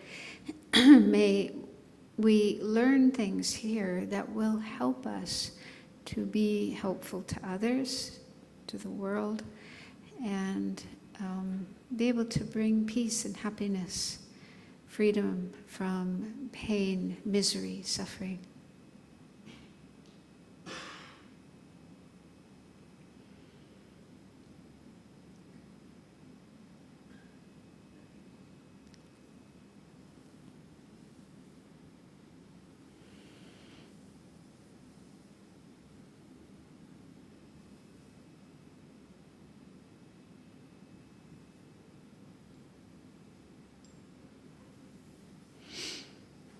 Okay, so I'll continue giving some explanation about meditation, and we'll also do some more meditation in this session. So we won't use the slide yet. There was something else I was thinking about in lunch break, because this morning I was talking about the reason for doing meditation. Why do we do meditation? And explaining how that is understood in Buddhism. And I thought I should also mention, some people have the idea that meditation is practiced in order to gain certain special powers or abilities or have special experiences, like, being able to go out of your body and travel around the universe and have visions of, these divine beings and Buddhas and Bodhisattvas and certain powers, being able to read other people's minds and control people. I mean, yeah, you're laughing, but people do have that idea. One time I was in KL teaching a workshop like this. It was a weekend course on meditation. And after the first session on Saturday morning, one man put up his hand and he said, "Are you going to talk about astral travel?" And I said, "No, I wasn't planning to."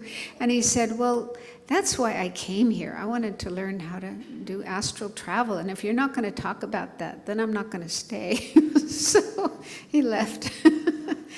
So it does happen that people, I guess in popular culture, movies and, comic books and, there's stories about these beings, these people who get these powers and use these powers and so on. So people do sometimes think that if you practice meditation, you can do those things too, and they thought that would be really cool. Well, in Buddhism, in the scriptures, Buddhist scriptures, there is mention of powers that can be obtained, developed on the basis of meditation. So it's not like total fantasy. But that's not the real purpose of practicing meditation. The real purpose of practicing meditation is to transform ourselves, become a better person, and help others as much as we can, and work for these higher goals like enlightenment, only for the benefit of others, not for our ego. And you have to do a lot of work, a lot of practice to be able to attain those powers, but even if you do, they should only be used to benefit others, not to enhance your ego, not to show off what you can do, or worse still, use them to harm others. Yeah, that can happen if you're not careful. Those kind of powers are more like a side effect of meditation, and if they are obtained, then you use them to benefit others, but you also keep quiet about them. You don't advertise, you don't go on Facebook and tell everybody what you've done. Just in case anybody here was thinking about that, I thought I should mention it. But I think most Buddhist teachers, most Buddhist books do explain that, that isn't the purpose of practicing meditation. And also I'd like to share something that Lama Yeshe once said. Lama Yeshe was, he did come to Singapore, right? Long, long, long ago. I think probably before anybody here was involved. But he passed away in 1984, so that was quite a while ago. And so he, once when I was living in Nepal, and there would be public teachings and question and answers. So one of these public teachings, a student asked Lama Yeshe, how do you know if you're meditating correctly, if you're doing it correctly? Which is a really good question, you know? Very important question, because, you know, meditation is something that happens in our mind. It's not like yoga, right? Hatha yoga or different physical yoga. You know, a teacher can see if you're doing the posture correctly or not, and they can correct you, right? They can show you, no, not like that, do it like this. But meditation is something done in the mind, so we can't see the mind. I mean, the Buddha can, but I can't. So when I'm teaching meditation, you know, I'm teaching people how to meditate, but I can't sort of check your mind if you're doing it correctly or not, right? So it's a little tricky. So I thought, yeah, that's a really good question. So I loved the answer that he gave. He said, if you notice that you're becoming more kind and more helpful to others, you're able to get along better with other people, that means you're meditating correctly. Your meditation is going in the right direction. On the other hand, if you're becoming more impatient, more selfish, having more conflicts with people, you're doing something wrong. So I really like that, because again, it shows the point of meditation isn't to gain these sort of fantastic powers, but to be a better person, to be more kind-hearted, good-hearted, caring, able to get along with people instead of fighting with people or causing problems for people, right? So yeah, that was his answer. And yeah, so I hope that's helpful for you as well. And so this morning, I talked about the basic posture for meditation, then we did meditation on the breath. That's one type of meditation practice, but there are others, too many that we can't do all of them in this weekend, but we'll do a few different kinds of meditations. And also next weekend too. Next weekend will be a sort of further step in the practice of meditation for those who can come. And so just one other thing too, when you do sit down to practice meditation, and I went through the points of the posture, the recommended posture for meditation. Another thing that can be helpful, it's optional, but you might find it helpful, is to do some relaxation, some like scanning your body, going through your body and relaxing the different parts of your body. Because, you know, if we've been running around, busy, stressed, you know, we're full of stress and tension, and we just sit down and meditate, you know, that stress and tension might still be there while we're meditating, and it can interfere with our ability to have a good meditation. And so it's good to take, if you can, if you wish, to just go through your body and check if there's any tension. And the way I like to do it, there's different ways of doing it, but I like to start with the top of my head and then just kind of mentally go down through my body, relax, you know, the face, the back of the head, go inside the brain, and just relaxing all the muscles, and then in the neck, the shoulders. So just kind of going down from the head to the toes and fingertips, and just telling my body to relax. Because sometimes tension can be there and we don't even realize it, yeah? Especially, I guess, if you have a really stressful job, you're kind of always tense, and it just becomes your norm, and you may not even realize how tense you are. And so doing this can help you become more aware of tension there may be in the body. And if you can just relax that tension, then it will help your meditation go better. And to relax the tension, I mean, one thing you could do is just, focus your mind on that place, like maybe your shoulder, right? That's a place where people often have a lot of tension, especially if you're working on a computer. So if you notice there's tension in the shoulder, then just say to yourself, relax, relax, let go. Yeah. That might work. Another way is breathing in. Imagine as you're breathing into that place.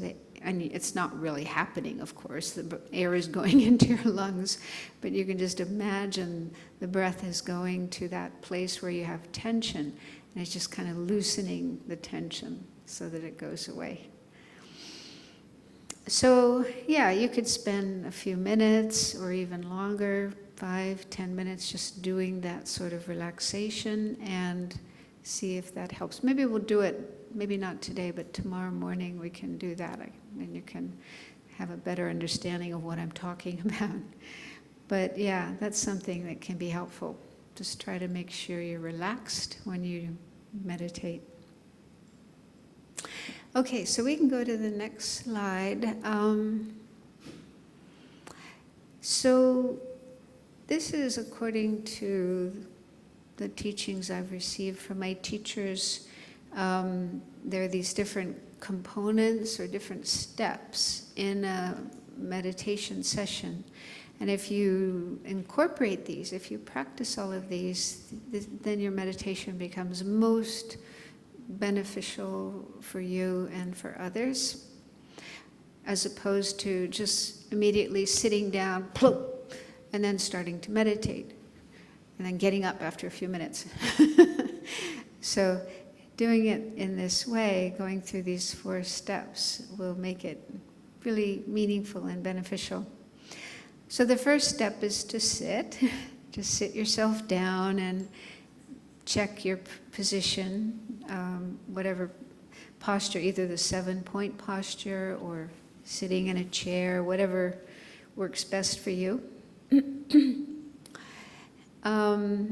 So just take some time to get yourself into the good position, and then if you want, you can also do some relaxation to make sure you're as relaxed as possible.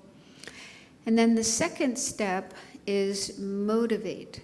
So we did do a little bit of that at the beginning this morning.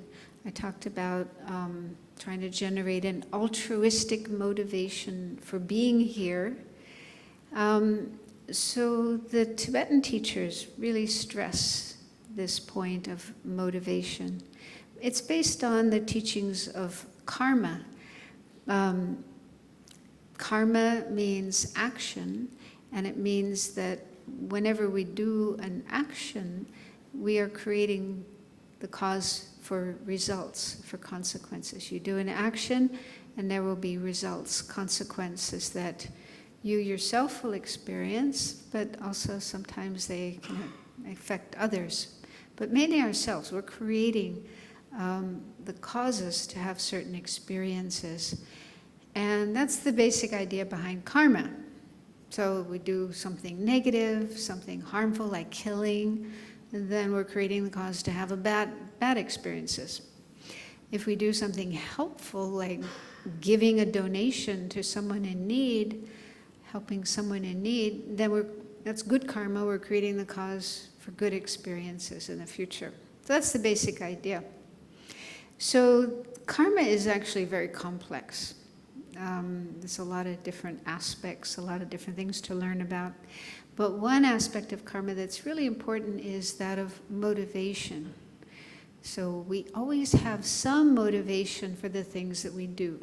There's always a reason why we do whatever we do. We may not always be aware of what our motivation is. Sometimes it's kind of deep down inside, hidden, but there's always some motivation there. something that's motivating us. And motivation plays an important role in our actions, in what kind of results we get from our actions. It's probably the most important factor that determines whether an action is good or bad, virtuous or non-virtuous. So,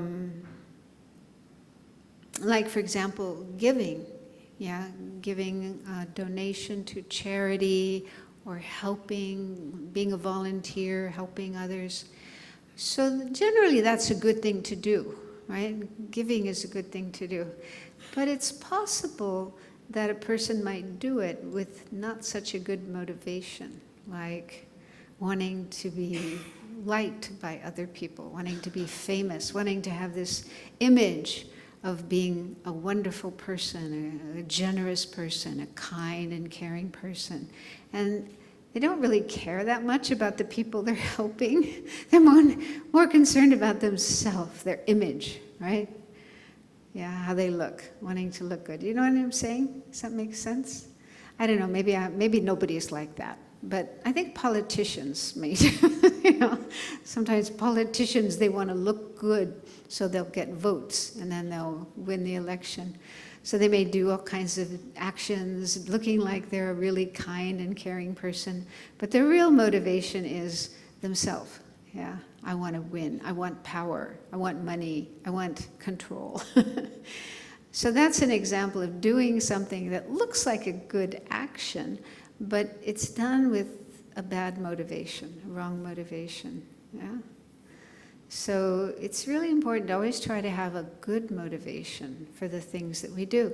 And even when it comes to meditation or spiritual practice, spiritual study, it's possible that we might do these things with not the right motivation. Yeah? Like the one I mentioned earlier, wanting powers and wanting, to be able to do these magical things and control people, manipulate people. I mean, it's possible. There's a story of a famous yogi, meditator in Tibet who lived long ago, Milarepa. Have you heard of Milarepa? Yeah. Well, it's a long story, complicated story. But anyway, he learned black magic and got really good at it and was able to cause things to happen. He even caused the deaths of many people and animals through his practice of black magic to get back. It was like to get revenge at relatives who cheated his family out of their inheritance. And then after doing all those things, he felt really bad. He thought, oh, what have I done? And then he thought, I have to learn Dharma. I have to learn, the pure Dharma, the pure teachings of the Buddha. And then he met his teacher and practiced very hard and reached enlightenment in that same lifetime. Quite amazing, going from being a killer, a murderer, to being a Buddha in the same lifetime.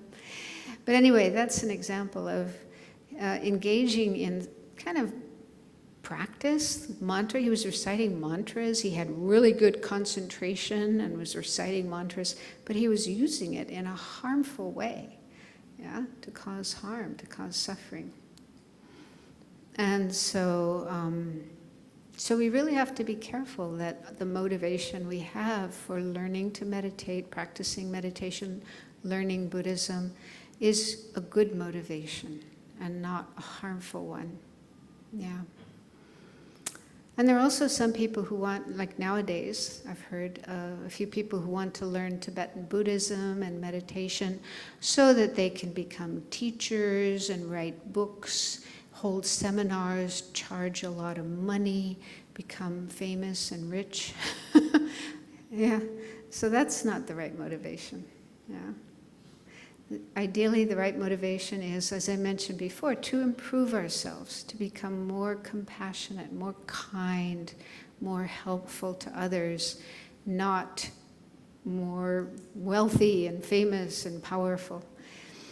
And so, that's why it says here, the best motivation to have is altruism, which means caring about others, wanting to help others, wanting to have more compassion, more love, more wisdom, more abilities with which we can help others, bring them peace and happiness. And even beyond that, if we hear about enlightenment and we feel aspiration to become enlightened, to become a Buddha, because that's really the best way to help others, is by becoming a Buddha ourselves, and that's an even better motivation. So here in most Tibetan Buddhist centers, people are encouraged to think in that way. I want to become a Buddha to help all sentient beings, and that is why I'm learning Dharma, practicing meditation, and so on. But, it takes a while to get used to the idea of enlightenment. It's not easy. And so if you're still kind of just learning about this path and not really sure if it's what you want to do, if what you're able to do, and so on, then you can put that aside for now. But try to at least have a beneficial, altruistic motivation, wanting to help others with whatever you learn, whatever you gain through the practice of meditation. And so it's good whenever you do practice meditation to start, after sitting down, then to think, I'm here, I'm doing this meditation in order to develop my abilities to help others so that I can become more and more beneficial for others, something like that. So you can use your own words, your own thoughts, your own ideas, and compose your own motivation, but really try to make sure it is beneficial for others, not harmful. Then step 3 is meditate. So then it's good to decide beforehand which type of meditation you're going to do. That, like I said, there's lots of different kinds of meditation, so know which one you're going to do, and then do that. And it's better not to switch in the middle, like you start off doing meditation on the breath, and then partway through you think, oh, actually, I think I really want to meditate on emptiness, or Buddha Shakyamuni, and so on. So it's not so good to do that. It's good to stick with one type of meditation in one session. You can always do later in the day, you can do another session of meditation on something else. But it's good to have some discipline in your practice. And then how long you meditate, as mentioned before, that depends on your ability, your experience. So it could be 5 minutes, 10 minutes, 15, whatever, or longer. And then when you do finish, then the 4th step is dedicate. And that it's kind of like bringing your meditation to a close, and you think that the positive energy or merit, it's normally called merit, that we created by doing the meditation, we dedicate that. And the best dedication is to all beings, sharing it with all living beings, wishing them to be happy and to be free of suffering. So we'll do a session later and dedicate, at the end of the day today, we'll dedicate all the merit, all the positive energy of our practice.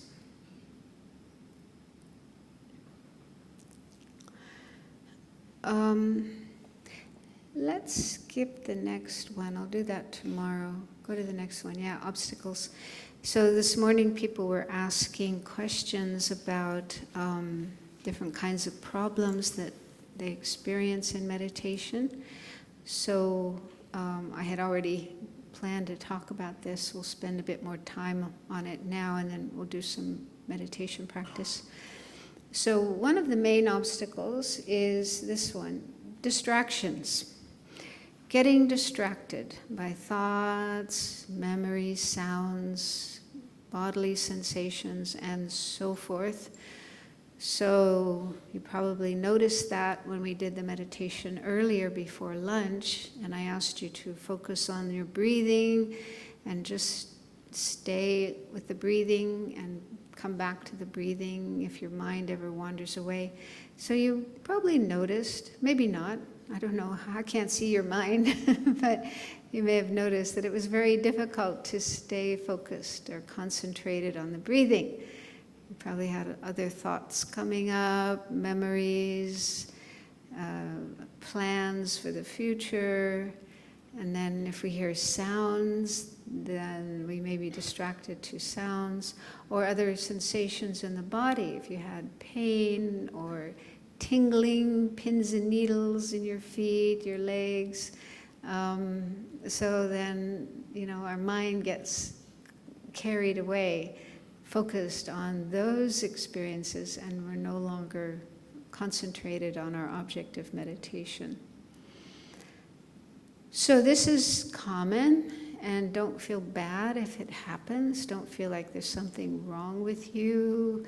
That happens, yeah. Sometimes people think, oh, they look around, maybe they open their eyes and look around the room and they see everybody is sitting there still with their eyes closed, and they think, oh, everybody is meditating really well, they have really good concentration, and I'm the only one who can't concentrate, whose mind is going all over the place.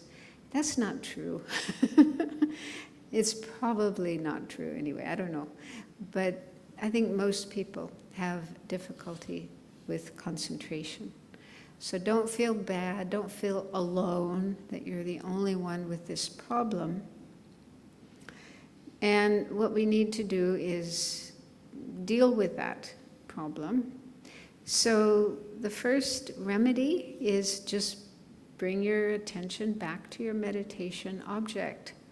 So it's good in the beginning, when you're starting your practice, you're starting your meditation session, to have a strong determination, to really think, okay, I am now going to meditate on the breath or whatever it is you're meditating on, and I'm going to keep my mind focused on the breath, and I'm not going to let my mind wander away and get involved in other things. So have a really strong sense of determination, sense of purpose. And it's also helpful to understand the benefits of concentration. So the more you study, like, in the Buddhist scriptures, the Buddhist teachings, there's a lot of explanation about why we meditate and what are the benefits of meditation. And so if you study those things and you have a good understanding of why, that will help you as well to be more determined. Otherwise, if you just have a vague idea, oh yeah, so-and-so said it's good to meditate, but I'm not really sure if that's true or not. So you're kind of weak. Your sense of purpose isn't very strong. You're not really sure what you're doing and why you're doing it. So then, yeah, it might seem more interesting to let your mind wander and fantasize and get lost in memories of the past and so on. But if you have a strong sense of purpose, then you'll really be able to focus. It's like if you have, let's say you want a particular job, there's a job opening, and you would really like to have that job, and you have to go for some test, some exam, yeah, to determine your suitability for that job. So if you really, really want that job, you're probably going to really study hard and apply yourself and really make sure you do well on that exam, right? I think that's most people's experience. So, yeah, so it's important to have also a sense of joy, a sense of delight in doing meditation, because it is such a good thing to do. It can bring all these benefits for ourselves and for others, both now and also in a long-term sense. So the more we understand the reasons, the purpose, the value, the benefit of meditation, the more energy we'll have and, yeah, be able to do it well. Okay, so yeah, if we have a strong sense of purpose, then whenever we notice our mind has wandered away from the breath or whatever your object of meditation is, then we we'll be able to let go of that, put it aside, and come back to the breath. I think it's something we have experience of anyway, like when you have to study for an exam and then sit for the exam, and if you have a strong sense of purpose why you want to do this exam, then you'll be able to just put other things aside. Even if somebody's making noise or somebody's talking to you, there's some really good program on TV, you'll be able to say, no, not now, I'm not going to do that, I'm going to study. You have a sense of purpose and meaning. So we have that experience, right? We know how to do that. So we need to bring that into our practice of meditation. So just keep bringing the mind back to the object again and again. And then the second point, the second remedy is if you're doing a meditation practice other than the breath, like if maybe you're visualizing a Buddha or you're meditating on some analytical practice, meditation practice like impermanence or emptiness, and your mind is very agitated, wandering here and there, then it's good to just pause your meditation and do some meditation on the breath for a while and count your breaths. Because like I was saying this morning, that has the ability to calm us down. It has a naturally calming effect on us. So it can calm down our body, it can also calm down our mind. So once you're more calm, your mind is more calm, you can go back to whatever other meditation you were doing. Then the third point is, just check if there may be some underlying emotion, like anxiety or desire, anger or irritation. So sometimes if our mind can't stay concentrated on our meditation object, it's because there's something going on under the surface. We may be unhappy about something, angry at somebody, anxious, worried about something, yeah? So there's kind of this strong emotion going on underneath, and that's kind of taking away our attention. And so if that is the case, if there is this strong, disturbing emotion, then, and it won't go away, you try to let go and come back to your meditation object, but it just keeps pulling you back. So then I think of it like a crying child, right? If there's a child, a little child that has hurt itself or is frightened and is crying, so what you need to do is pay attention to that child and find out what's happening with the child and take care of it. Give it whatever it needs, comfort it, and so on. So you can't just say, go away, leave me alone, come back after an hour. For the child, it has to be taken care of right now. So sometimes, in our own mind, there is like a crying child, some emotional problem that's calling out to us, asking for help. It needs to be dealt with, it needs to be taken care of right now. It can't wait. So if it's like that, if that is the case, then you can do something to take care of that disturbing emotion. And like for example, maybe earlier that day or the day before, maybe you had a problem with another person, an important person in your life, and they're still feeling kind of hurt or kind of angry or confused by that interaction. So your mind is still kind of caught up in that, agitated by that. So then it's hard to focus on anything else, like your breathing. So you could just put the breathing aside for then. Don't stop breathing, continue breathing, but don't worry about focusing on your breath. Instead, look at this other problem that's going on and find a way to take care of it, to soothe it. Yeah, and calm down that crying child within yourself, and then you can go back to your meditation object. Does that make sense, what I'm saying? But is this the most difficult Well, wait a minute. Let's get the microphone. So everyone can hear, and it's... Isn't this the most difficult part when you're distracted, you notice that there's a pain?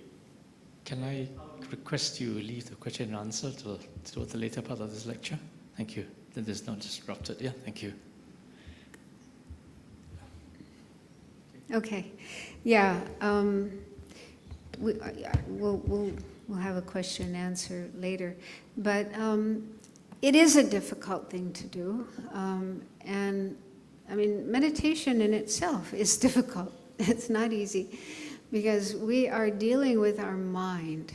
And our mind is very complex, not at all simple. And also, most of us start learning meditation when we're already partway through our life, 20s, 30s, 40s, 50s. So we've had a lot of experiences in our life prior to our practice of meditation. And some of the experiences that we had in our life have been painful and disturbing and upsetting. And maybe we didn't have the tools to deal with them, to manage them. And we just kind of tried to push them aside and forget about them and not deal with them. And then when we start practicing meditation, right? We start sitting down with our mind and trying to calm down our mind. Then, poof, it's like opening, Pandora's box. That story, I think it's some Greek legend. But anyway, it's just like opening the door to all these old, painful problems that never got dealt with in our life. And so, there's one little booklet by Lama Yeshe is called Being Your Own Therapist. Do you have copies of that here? Yeah. So in a way, meditation is like being your own therapist because you're learning to work with your mind, which, like I say, it's complex. And there's a lot of different things, different emotions, different desires, different conflicts, lots of things in our mind. And it's not so easy to just sit down and say, I'm going to focus on my breathing and just be totally calm and peaceful and concentrated. I kind of laugh because they have these magazines and advertisements for yoga classes or meditation classes, and they usually show a person, usually a young, attractive person, probably a model, sitting on the grass in a park, just looking completely blissful, like that. So I think that can give kind of a wrong idea about meditation, that as soon as you learn meditation, you're going to be able to sit down and just be totally calm and peaceful and blissful and not have any difficulties. I think most people's experience isn't like that. Most people have a lot of difficulties dealing with their mind, dealing with their emotions.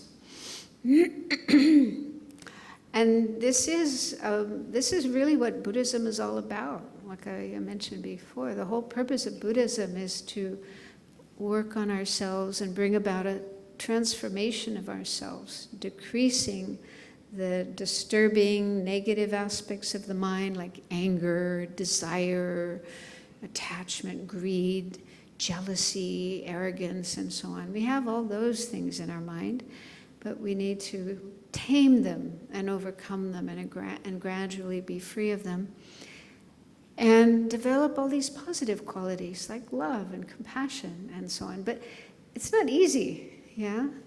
If it was easy, we'd already be enlightened from long ago. But yeah, it isn't easy. It is complex and challenging.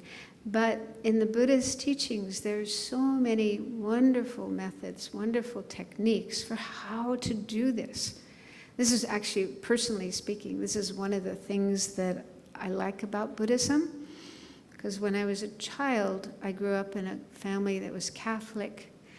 And so we went to church every Sunday. I went to Catholic schools. And there's similar teachings, like how important it is to be good, be a good person, be kind, be generous, be obedient to others, don't be angry and selfish. And I tried to do those things, but I didn't know how to. It was like, that just wasn't my nature to be that way. And there was no methods, no tools, how to not be angry, how to be more caring and compassionate to others. It's just like, you have to be that way. Just do it. Just be that way. And I didn't know how. So it was wonderful when I started learning Buddhism, because Buddhism has all these techniques. How to tame your anger, how to tame your selfishness, how to be more generous, caring, compassionate, and so on. So, tools for working with the difficult aspects of the mind. And it takes time to learn them and learn how to apply them, but they do work. They definitely do work. And maybe later I'll share some more specific, if we have time, or tomorrow, share some more specific examples of these kind of tools that we can use to deal with our difficult mind, our crazy mind.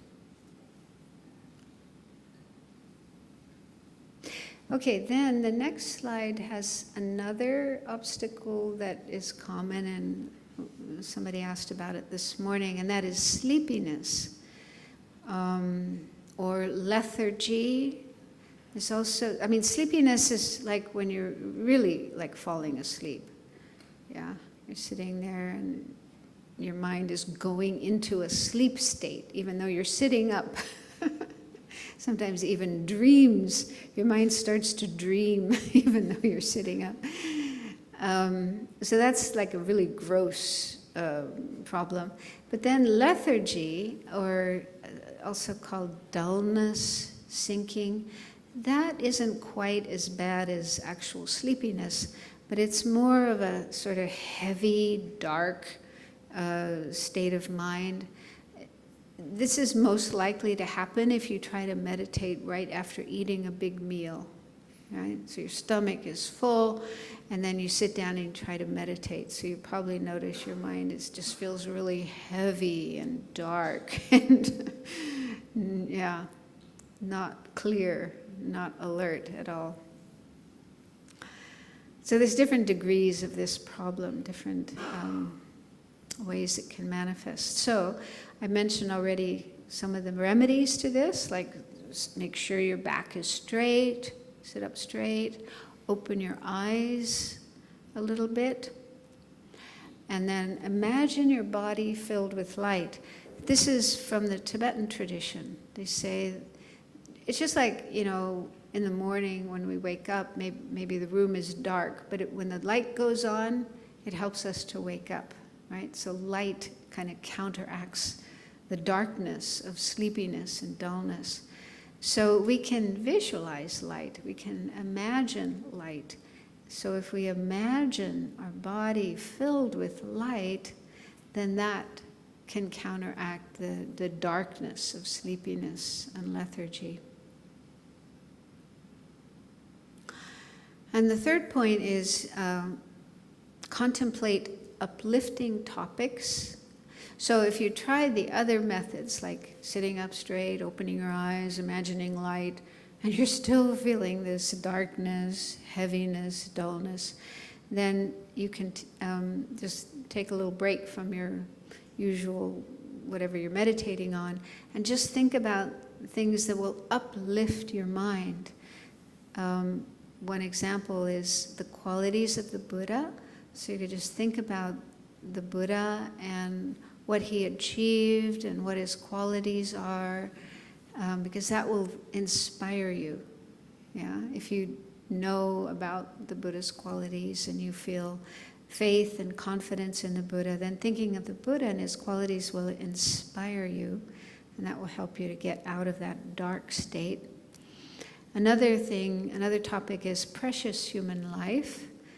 So if you're new to Buddhism, this is a topic that we study.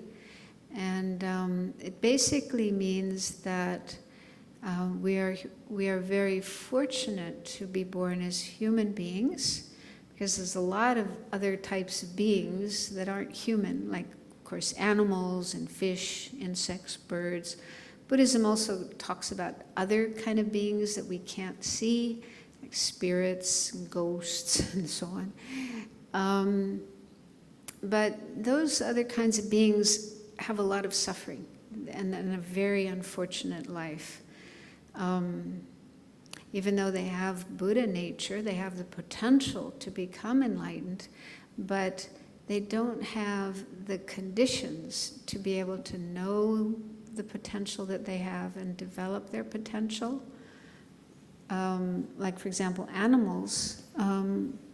Some animals live comfortable lives, like people have pet dogs and pet cats and goldfish and birds, and they take lots of good care of them, and they have quite a comfortable life. But if you try to explain to your pet how to meditate and how important it is to cultivate good qualities like compassion and kindness and don't do anything harmful, they can't understand. They don't have the kind of mind, the kind of brain intelligence that can understand those things. So they're not able to practice a spiritual path. So they're kind of stuck in that unfortunate life and don't have the ability to progress further. Whereas as human beings, we do have a more intelligent mind, so we can listen to the teachings of the Buddha, understand them, and start to practice them. And in that way, we can start to go in the direction of enlightenment, better states of being, and become a better person even in this lifetime. So we're really fortunate to have this precious human life, and learning about that topic and contemplating it can kind of wake us up and give us energy to practice and not fall asleep when we're supposed to be meditating. And then the last point is, if you try those other things and you're still feeling sleepy and dull, take a break. And like I said this morning, stretch, splash your face with cold water, get some fresh air, and so on. And then when you're more awake again, sit down and try again. Because my experience with sleepiness is that it's just a phase you go through. It passes. There's times when I've been doing meditation and I feel this strong sleepiness, but I just resist it. I just keep sitting there with my eyes open, and I try to fight this feeling of going to sleep. And then suddenly it goes away. It just passes, and I'm wide awake again. So if you can resist it and just do what you can to keep yourself awake and alert, it will pass. So those are some of the main obstacles or problems that can occur: being distracted and being sleepy. And then this morning, we also were asked about pain. So I'd like to share with you, and we'll do a meditation on this, what Bhante Gunaratana says about this in his book, Mindfulness in Plain English. First, he talks about how pain is just a normal part of our life. We all experience it at some time. And he says there's two ways of handling pain. The first is to get rid of it if you can. So if you have some injury or illness that is causing pain, and if you have some medical, like you have medicine or treatments that can alleviate the pain, do that. Take care of the pain by relying on doctors, medical practitioners. And he also says sometimes the pain or discomfort is related to sitting itself. And so, like I was talking about this morning, find a cushion. If you're sitting on the floor, you want to sit cross-legged on the floor, experiment with different kinds of cushions, higher, lower, softer, harder. And hopefully you'll find a cushion that is kind of just right for you so that you can sit comfortably. Or the same with chairs. If you're using a chair, try to find a chair that enables you to sit in a good position comfortably. Also, clothing. If you wear tight clothing when you meditate, that could lead to problems. So it's usually recommended that you wear loose clothing, loose trousers, and so on. And belt. Don't have a tight belt around your waist. And also, it can be helpful to complement your practice of meditation with some other type of practice, such as yoga, Tai Chi, Qigong. Plenty of places in Singapore where you can learn those things. So those are working more with the body. And I myself I started learning yoga, Hatha yoga, when I was in university, even before I started meditating, and I found it really, really helpful. And I continue doing it to a certain extent, because it just helps to stretch and make the body more flexible, so that when you sit in meditation, you'll be more comfortable. So that's something else you could try, you could look into. So he says those are some things you can do to try to prevent the pain from happening in the first place. But then he says, but even if you do all those things, you may still have pain.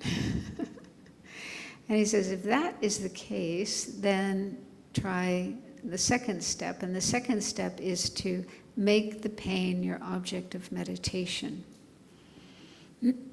So I'll just briefly describe what he advises, and then we'll try it out in meditation.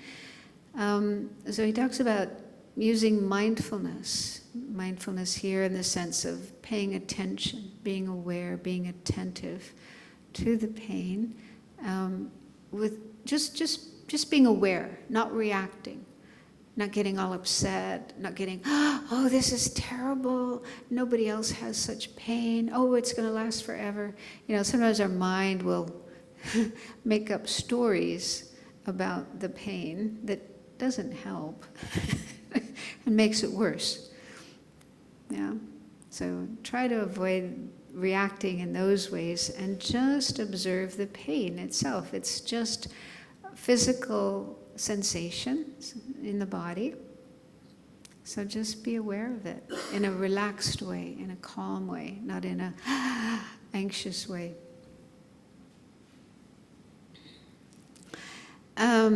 And so he says if the pain is mild, if it isn't very strong, you can just be aware of it, but then go back to the breathing. But if it's very strong, if the pain is demanding and pulls your attention away from your breath, he said, don't fight it. Just let your attention go to the sensation of the pain. And he says, go into it fully. Don't block the experience. Explore the feeling. So kind of investigate the pain. And he says if you do that, if you go into just the raw, pure experience of the pain, he says you'll discover that there are two things present. The first is the simple sensation, just the pain itself. Then, secondly, there's your resistance to that sensation. So there's the pain itself, and then there's some resistance to it. And he says the resistance is partly mental and partly physical. The physical part consists of muscles tensing around the painful area. So if the pain is in a certain place in your back, then there's muscles around that place of pain that are tense. Yeah? Not that you're doing that deliberately, consciously, but it's just a natural reaction. We just naturally get tense when there's pain. So he says, first focus on those muscles and relax them. Take them one by one and relax each one thoroughly. So relax all the muscles around the pain. And he says that itself will probably diminish the pain significantly. And then after you do that, then you work on the mental side of resistance. Just as you're tensing physically, you are also tensing psychologically. You are clamping down mentally on the sensation of pain, trying to screen it off and reject it from consciousness. The rejection is a wordless, I don't like this feeling. I want it to go away. So that's like a mental rejection. Go away, leave me alone, I don't like this. That's normal, right? Okay. So he says, try to notice that mental rejection of the pain. And once you can see that, then try to relax that as well. Relax that mental tension. But he says this is quite subtle and a little tricky to know how to do it. But he says whatever you did to your muscles to relax them, you try to do that to your mind, to that mental resistance. Try to let go of that, relax. So he says if we could do that, then it's possible to get to the point where either the pain disappears, it just goes away, or it's still there, but it doesn't bother you so much. You're not so bothered by it, affected by it. You're able to be with it. So let's try this in meditation. See if it can help. So some of you may have real pain. Others, you probably have some discomfort somewhere in the body. I mean, I think it's hard to have a human body and not have some discomfort somewhere. Even if it's not actually pain, it may not be what we call pain. It could just be tightness, tension, discomfort. So try to locate such an experience and then use that in the meditation.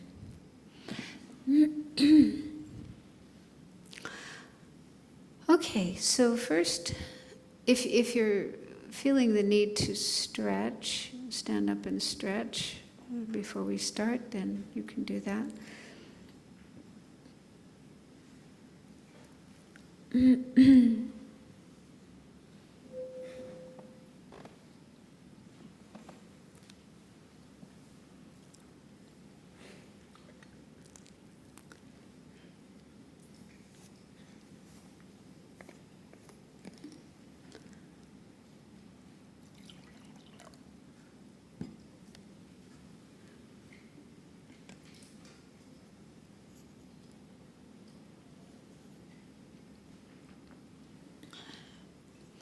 So let's begin as usual by sitting in the recommended position for meditation.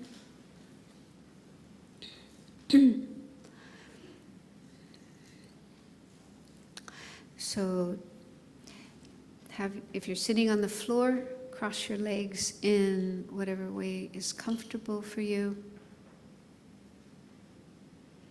If you're sitting on a chair, have your feet flat on the floor. And either way, try to keep your back straight.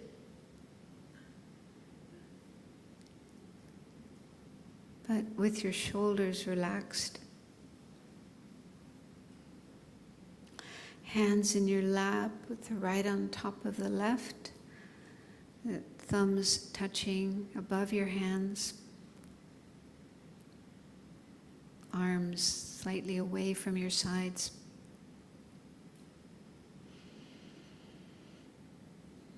Mouth and jaw relaxed. The tongue on the roof of the mouth, behind the upper teeth. Eyes either partly open, if you can, or closed, if that works better for you. And your head and chin tilted downwards just a little bit.